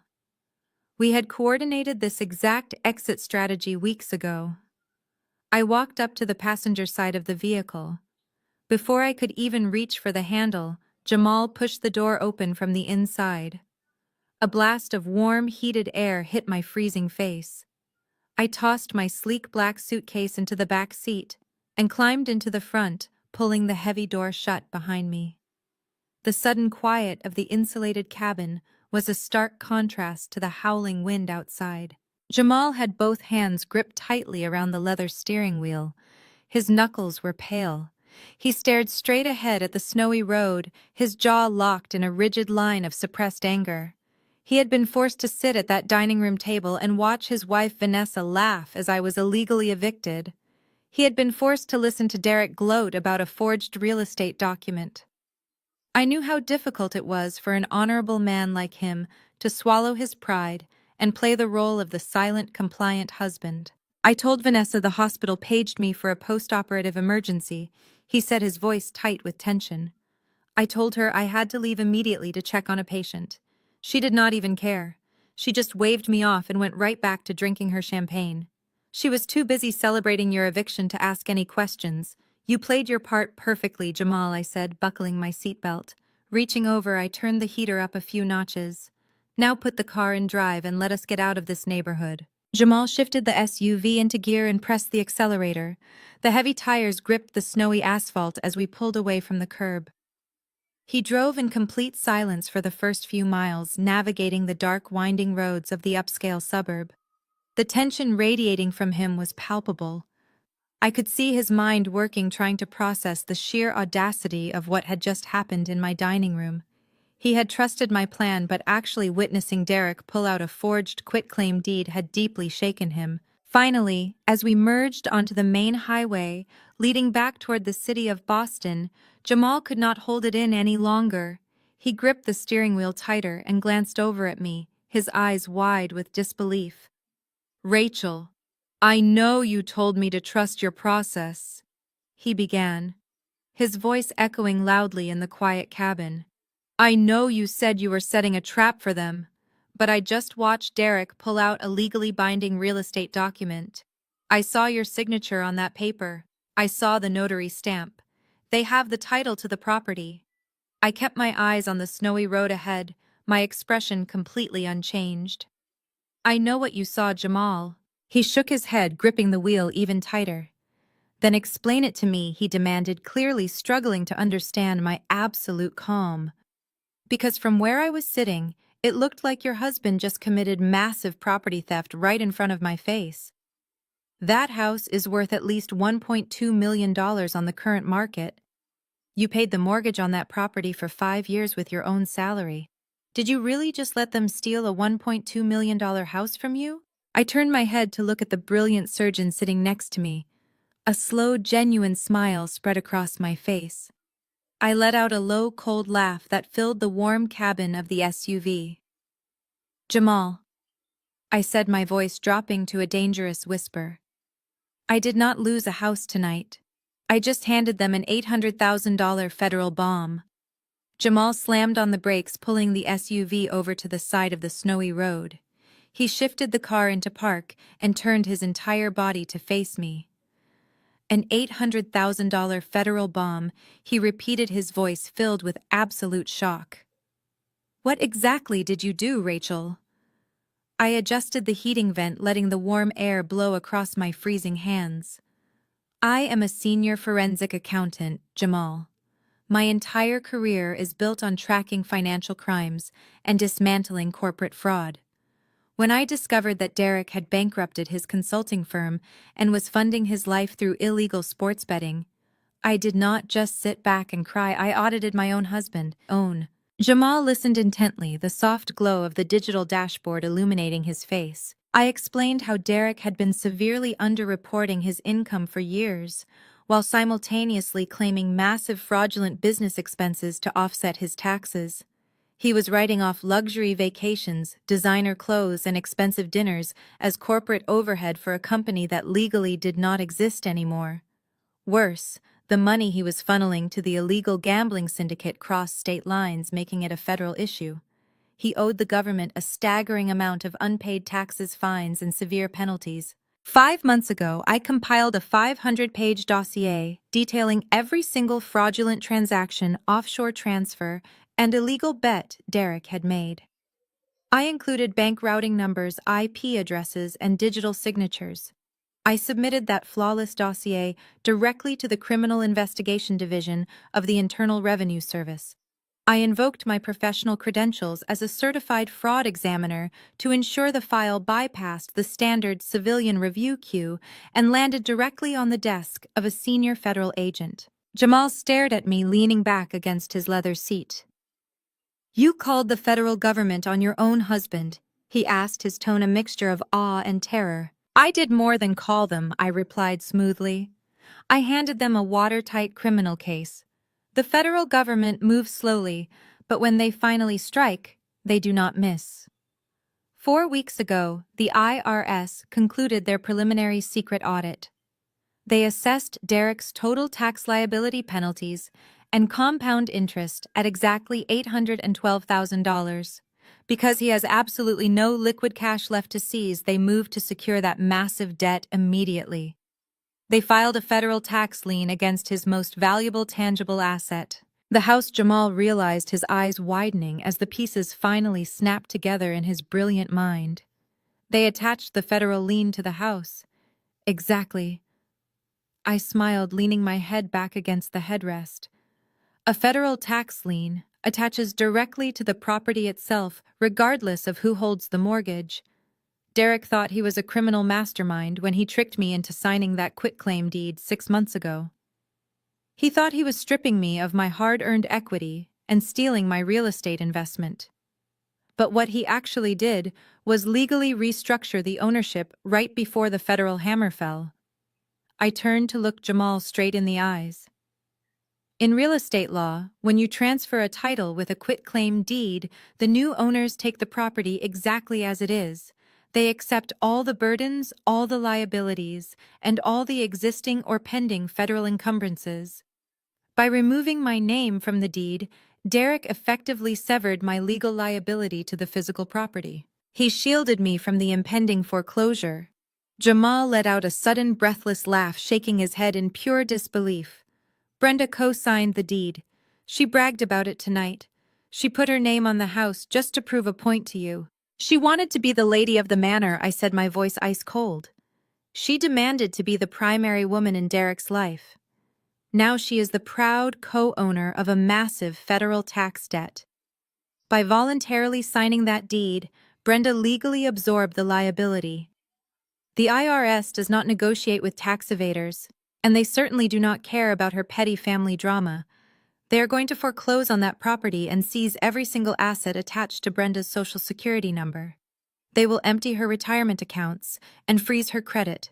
They popped champagne tonight because they thought they won a luxury mansion. I continued looking out the window at the falling snow. But they are sleeping in a house that the federal government already owns. Tomorrow morning, they are going to wake up completely bankrupt and facing aggressive federal criminal prosecution. They locked themselves inside a burning building. Now, Jamal, put this car in drive. It is time to initiate phase 2 and legally take care of your manipulative wife. Jamal shifted the SUV into drive. The tires gripped the snow as we pulled away from the quiet suburban street, leaving the stolen house far behind us. He dropped me off at the luxury extended stay hotel I had booked weeks in advance. As I grabbed my sleek black suitcase from the back seat, Jamal looked at me with absolute determination. "Thank you, Rachel," he said quietly. "I will see you on the other side of this." The very next morning, Jamal did not go to the hospital. He called in his remaining vacation days and went straight to work dismantling Vanessa's meticulously crafted illusion. His first stop was the towering glass office building of the high-asset divorce attorney I had recommended. He sat across from the senior litigator and handed over the color-coded financial dossier. The attorney reviewed the forged loan documents and the offshore shell company records. He immediately drafted a ruthless divorce petition citing extreme financial abuse and marital fraud. The paperwork requested a complete disproportionate division of whatever assets remained and an emergency injunction to sever all financial ties. But Jamal did not stop at family court. With the divorce petition officially filed, he took the original copies of the forged home equity line of credit directly to the local field office of the Federal Bureau of Investigation. He sat down with a special agent in the cybercrimes division and laid out exactly how Vanessa had bypassed bank security protocols while he was performing spinal surgery. The digital audit trails the remote notary logs, and the unauthorized wire transfers provided undeniable proof of identity theft and federal wire fraud. Because the stolen funds were transferred across state lines into a Delaware shell corporation, it triggered an immediate federal jurisdiction. His final stop was the main branch of his primary bank. Presenting his identification and the initial police report, he placed a hard freeze on his personal credit profile. He revoked Vanessa's access to his primary checking accounts and formally flagged the $150,000 home equity loan as a fraudulent transaction. The bank security team immediately locked down every single account associated with Vanessa's name and the Delaware holding company. Within 4 hours, Jamal had completely cut the financial supply line. Vanessa was entirely oblivious to the absolute destruction of her empire. The following morning, she woke up late, drank an expensive matcha latte, and drove her leased luxury car into downtown Boston. She was scheduled to meet with an elite interior design team at her commercial spa location to finalize the installation of Italian marble countertops. She strutted into the massive empty storefront wearing designer sunglasses. The lead contractor approached her holding a tablet. "Good morning, ma'am," he said politely. "We are ready to begin the installation, but the initial wire transfer you promised yesterday for the marble deposit never cleared. We need payment before my crew unloads the trucks." Vanessa scoffed, waving her manicured hand dismissively. "It must be a banking error," she said, pulling her corporate credit card from her purse. Just run this card for the $40,000 deposit. It is tied to my business account. The contractor plugged his card reader into his tablet and swiped the card. A bright red error message flashed across the screen. Declined. He tried again. Declined. Vanessa frowned, snatching the card back. That is impossible, she snapped. Run it manually. I have hundreds of thousands of dollars in that account. Before the contractor could punch in the numbers, the heavy glass doors of the spa swung open. Two men wearing dark windbreakers with the letters FBI printed in bold yellow across the back walked into the commercial space. They were accompanied by a bank fraud investigator holding a thick stack of legal documents. Vanessa froze. Her designer sunglasses slipped down the bridge of her nose. Are you the registered owner of the Delaware Holding Company, currently leasing this property? The lead agent asked, his voice echoing in the empty room. Yes, she stammered, her face turning a sickly pale gray. What is this about? Mom, we are executing a federal seizure warrant on this property, he said, handing her the documents. Your corporate bank accounts have been permanently frozen, pending a federal indictment for wire fraud and identity theft. Everything inside this building purchased with fraudulent funds is now property of the United States government. The contractor immediately signaled his crew to pack up their tools. Vanessa dropped her purse onto the dusty concrete floor. She pulled out her phone, her hands shaking violently as she frantically dialed Jamal's number. It went straight to a cold automated voicemail. The golden child of the family had just hit a solid brick wall. She was completely ruined forever now. While Vanessa was discovering the horrifying reality of federal asset seizure inside her empty spa, Derek and Brenda were completely oblivious to the impending collapse of their own stolen kingdom. The massive brick colonial house that I had paid for had transformed into their personal playground. They were living in a pure state of arrogant delusion. They genuinely believed that by throwing me out into the snow on Thanksgiving night, they had successfully secured their financial future. Derek thought he had completely outsmarted a senior forensic accountant, while Brenda finally had the massive house she always felt she deserved. They did not waste a single day. Brenda immediately hired an expensive team of interior decorators to rip out the pale blue paint in my former guest room, replacing it with gaudy gold wallpaper. She threw lavish dinner parties for her country club friends, serving expensive champagne and showing off the marble countertops. She proudly introduced Derek to her wealthy social circle as a highly successful consultant who had just acquired a $1 million estate. She completely erased my existence from the property, claiming she and her son had always owned the house. Derek was equally intoxicated by his illusion of total victory. He used the newly acquired house title to secure a minor line of credit from a shady local lender, completely unaware of the massive $800,000 federal tax lien quietly sitting underneath his new debt. He used the small burst of borrowed cash to buy himself a ridiculously expensive sports car, leasing it under his name. He drove around the affluent suburb with the windows down, blasting loud music, trying to project the image of a man who had finally made it. But their celebration was not enough. They needed to actively rub their perceived victory in my face. They wanted to ensure I felt entirely defeated. Starting the Monday after Thanksgiving, my personal cell phone became a constant target for their malicious arrogance. The first voicemail arrived while I was sitting in my temporary luxury hotel suite reviewing financial documents. It was Brenda. Her voice was thick with condescending sweetness and the unmistakable slur of expensive wine. Rachel, darling, she slurred slightly. I just wanted to call and let you know that the new velvet curtains for the master bedroom arrived today. They look absolutely stunning.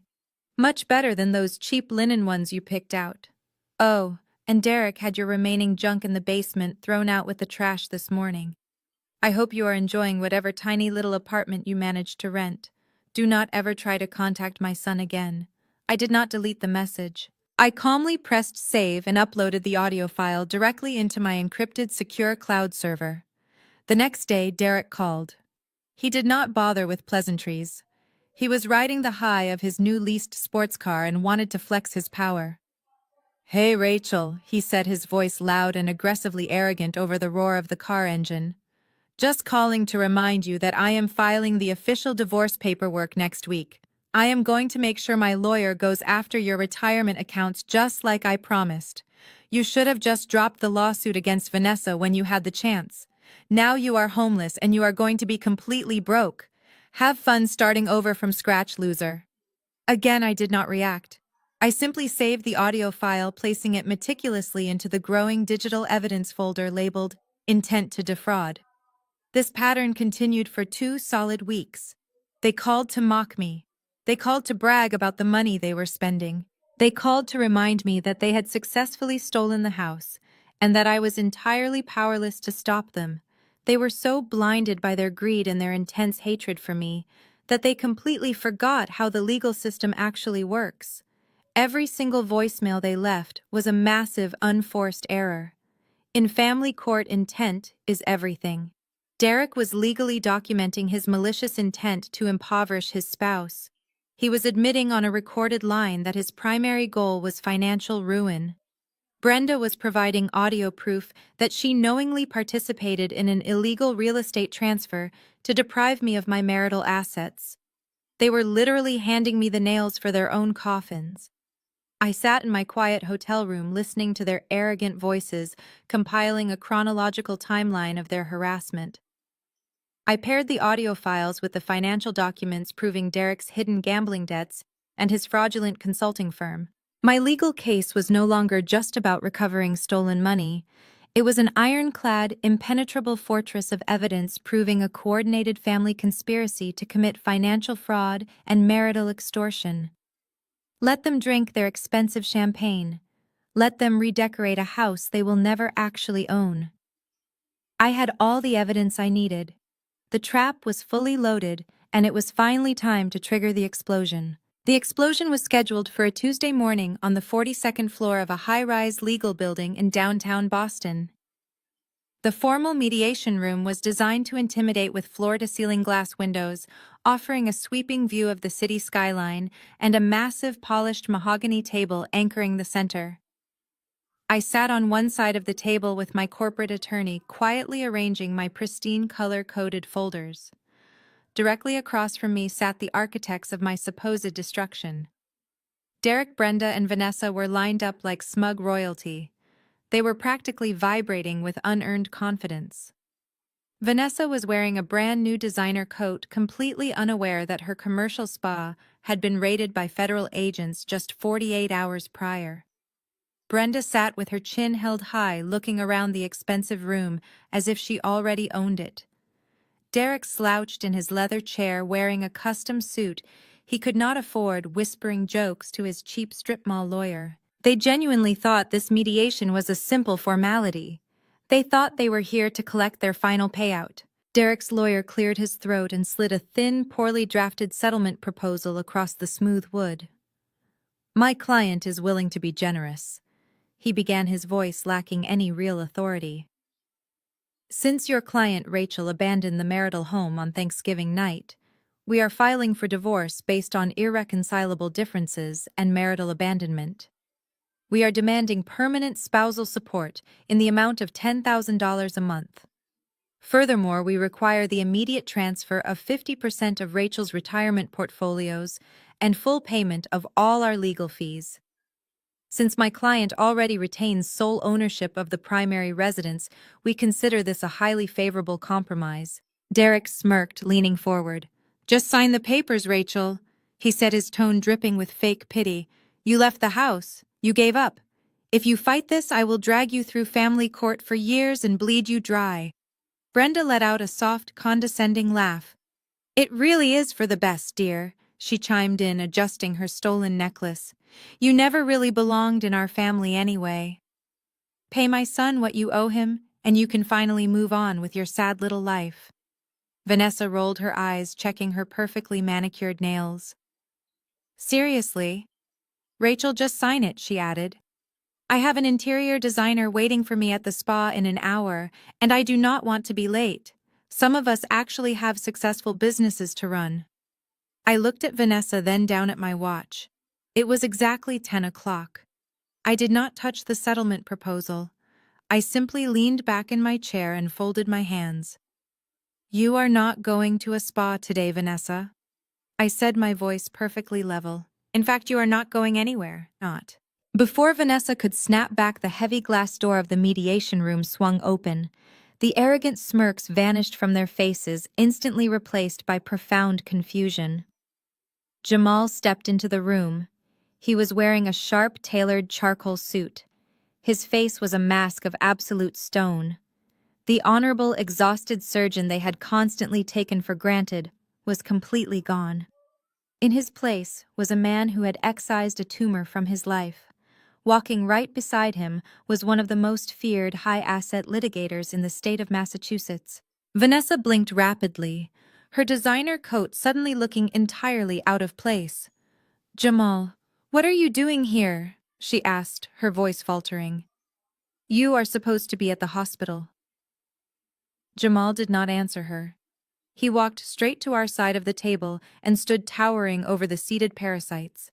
His attorney stepped forward, unbuckling a thick leather briefcase. Without a single word, the attorney pulled out a heavy stack of legal documents and dropped them directly in front of Vanessa. The loud slap of paper hitting mahogany echoed through the silent room. "What is this?" Derek demanded, sitting up straight, trying to regain control. "This is a private mediation. You need to leave right now." Jamal kept his eyes locked solely on his wife. "That is an emergency divorce petition, Vanessa," he stated, his voice carrying the cold authority of a medical diagnosis. "It cites extreme financial abuse and marital fraud. My attorney filed it yesterday morning." Vanessa let out a nervous, high-pitched laugh, shaking her head. "Divorce," she repeated, looking at her mother for support.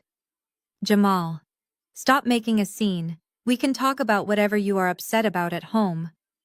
"We do not have a home," Jamal corrected sharply.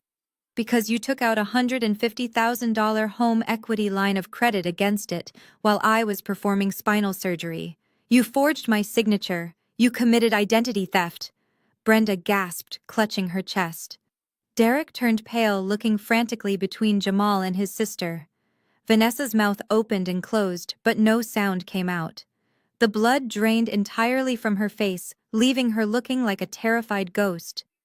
"But that is not the worst part," Jamal continued, pointing to the second document in the stack.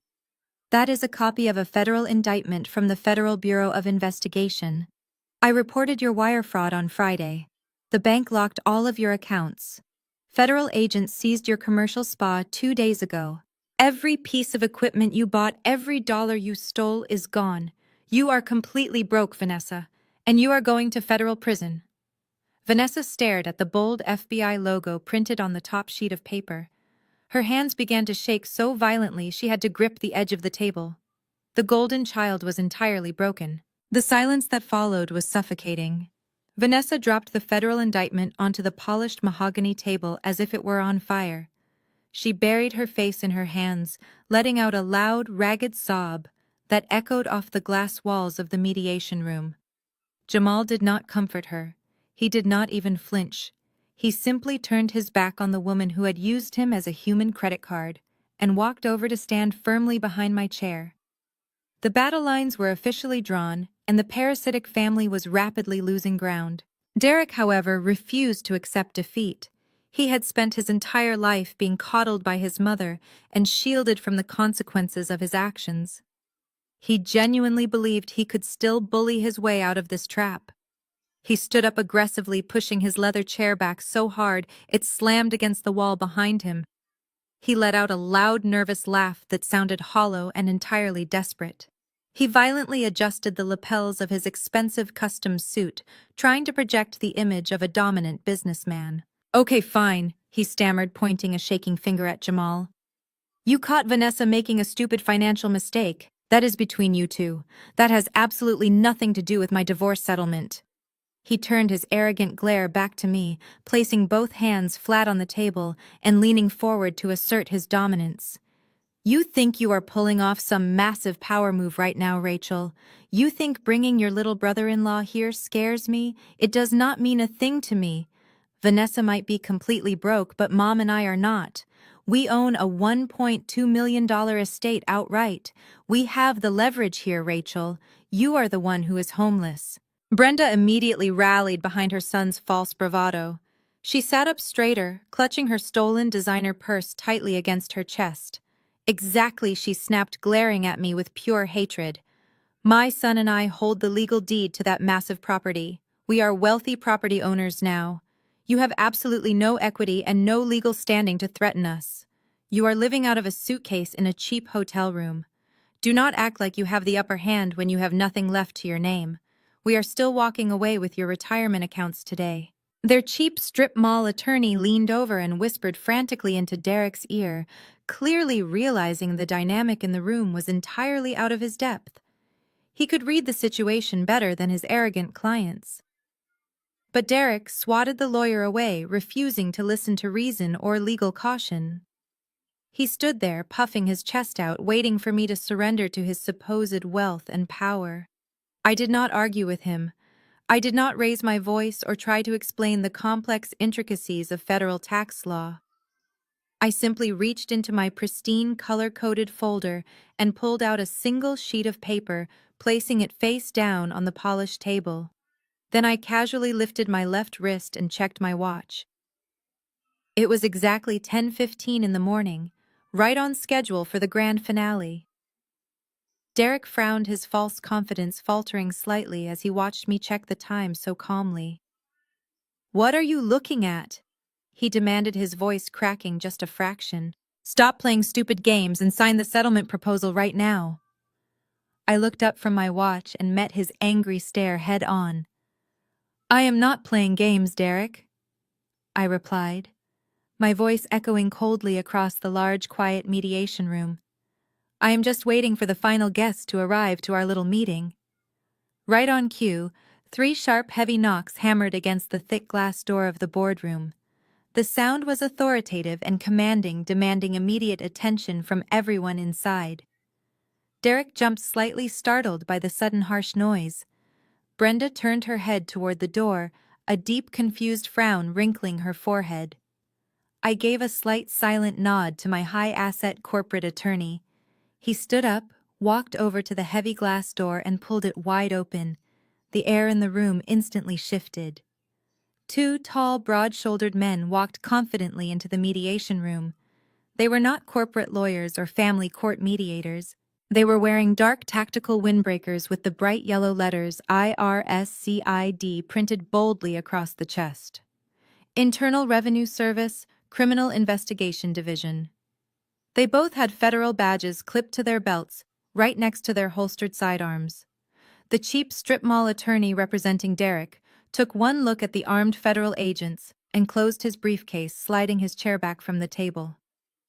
"I withdraw as counsel," the lawyer squeaked, standing up so fast his chair wobbled precariously on the carpet.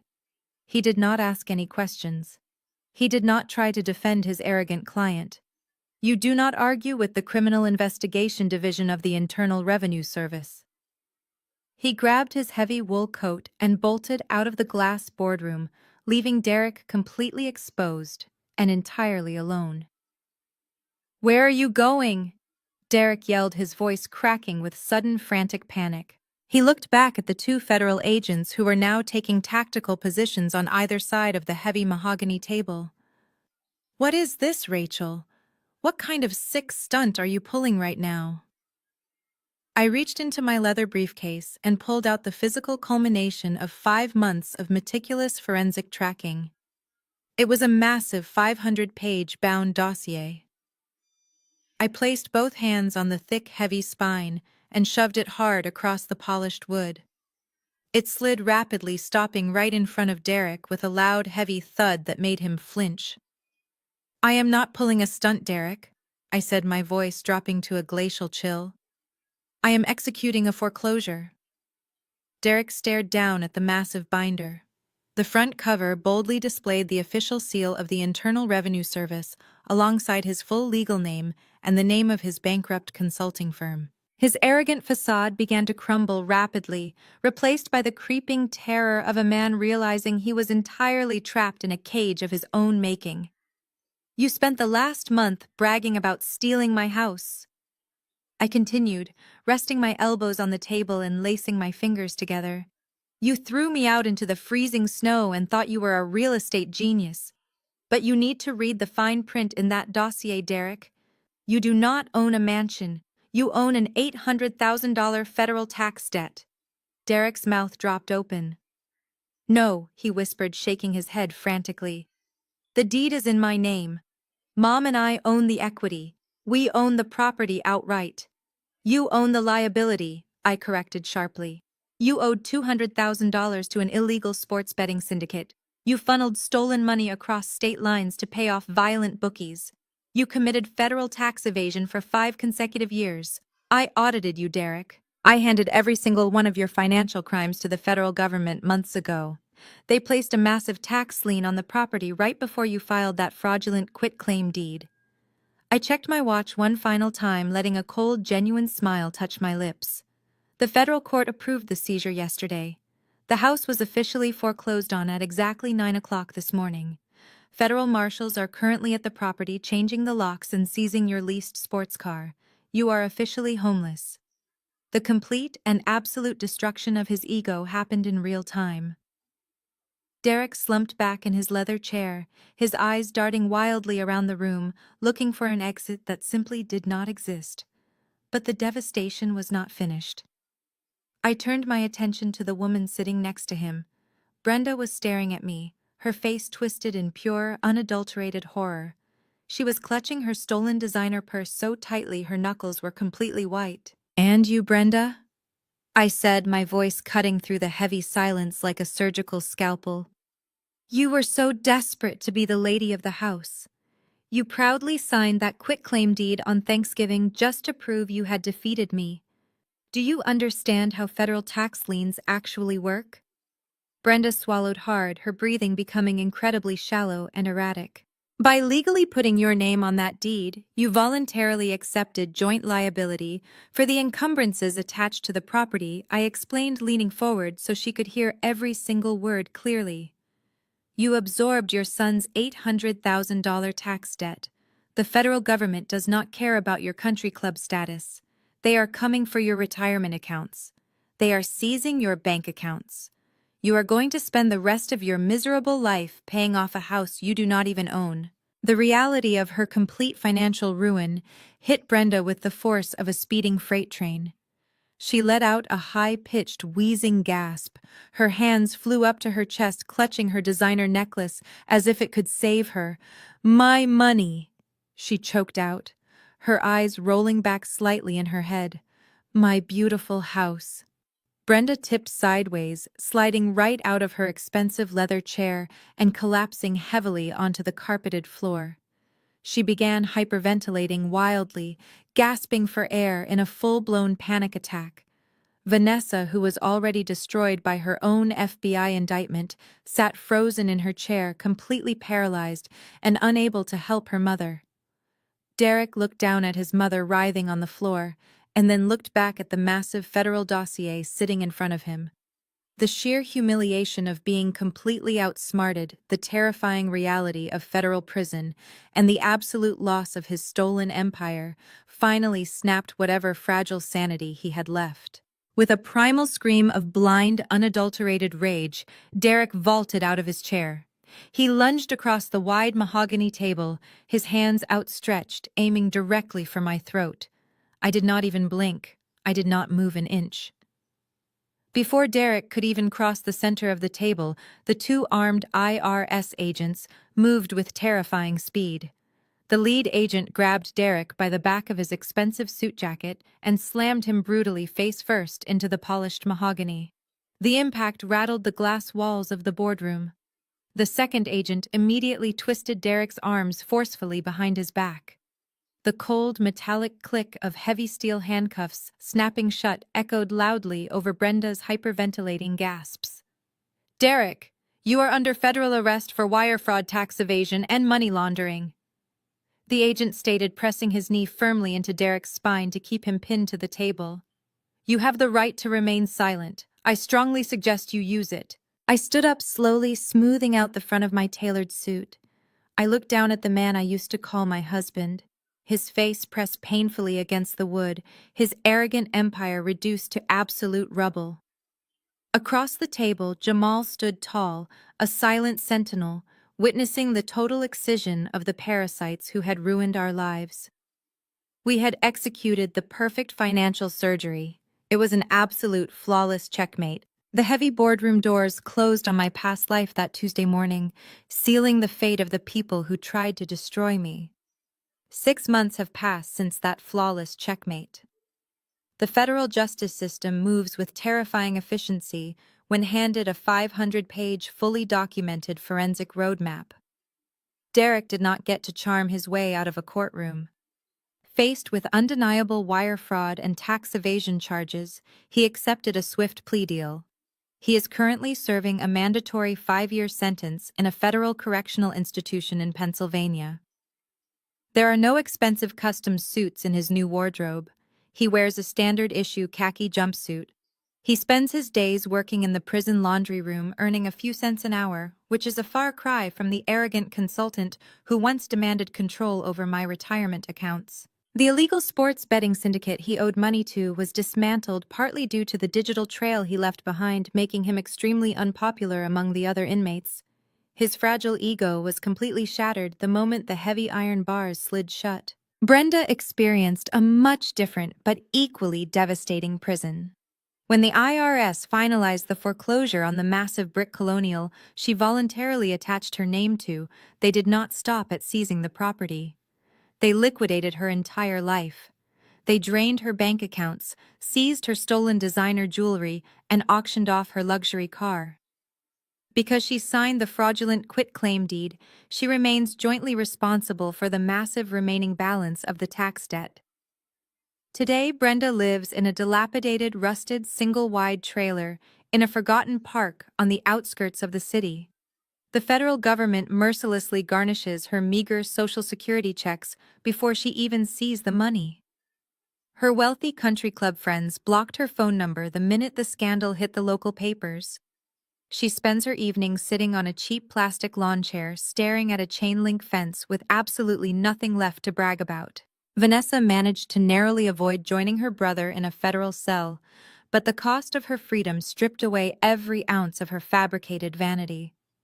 When the FBI laid out the reality of a 10-year sentence for identity theft and wire fraud, the golden child immediately folded. She turned state's evidence testifying against Derek and fully cooperating with the authorities to dismantle the offshore shell companies. She was granted 5 years of strict federal probation, but was ordered to pay back every single cent of the restitution. Without a wealthy husband to fund her lavish lifestyle, Vanessa was forced to enter the actual workforce for the very first time in her 31 years of life. She currently works grueling 10-hour shifts at a local fast food drive-through window. Her perfectly manicured nails are chipped and permanently stained with grease. She wears a cheap polyester uniform visor and hands out paper bags of French fries to customers who do not give her a second glance. The parasites were successfully excised. As for the hosts, we are thriving. I sat across from Jamal at a small marble table inside a luxury European cafe in the heart of downtown Boston. The afternoon sun streamed through the large glass windows, warming the quiet, elegant space. Jamal looked completely rejuvenated.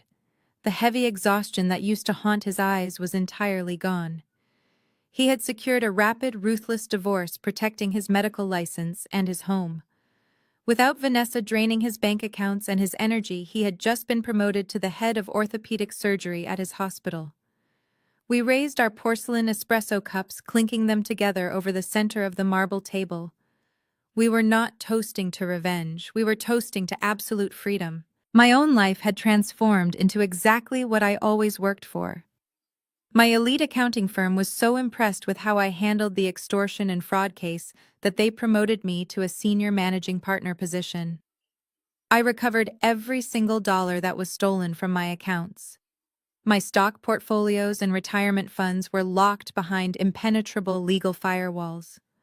I walked out of that toxic marriage with my career, my wealth, and my dignity completely intact. I took a slow sip of my coffee, looking directly at you. The truth about financial predators is that they always rely on your silence and your misguided sense of loyalty. They expect you to fold under the pressure of societal expectations. Never let the title of family turn you into a victim. If they want to play dirty with your money, make sure you know how to do the math. Hit subscribe if you love seeing karma served cold.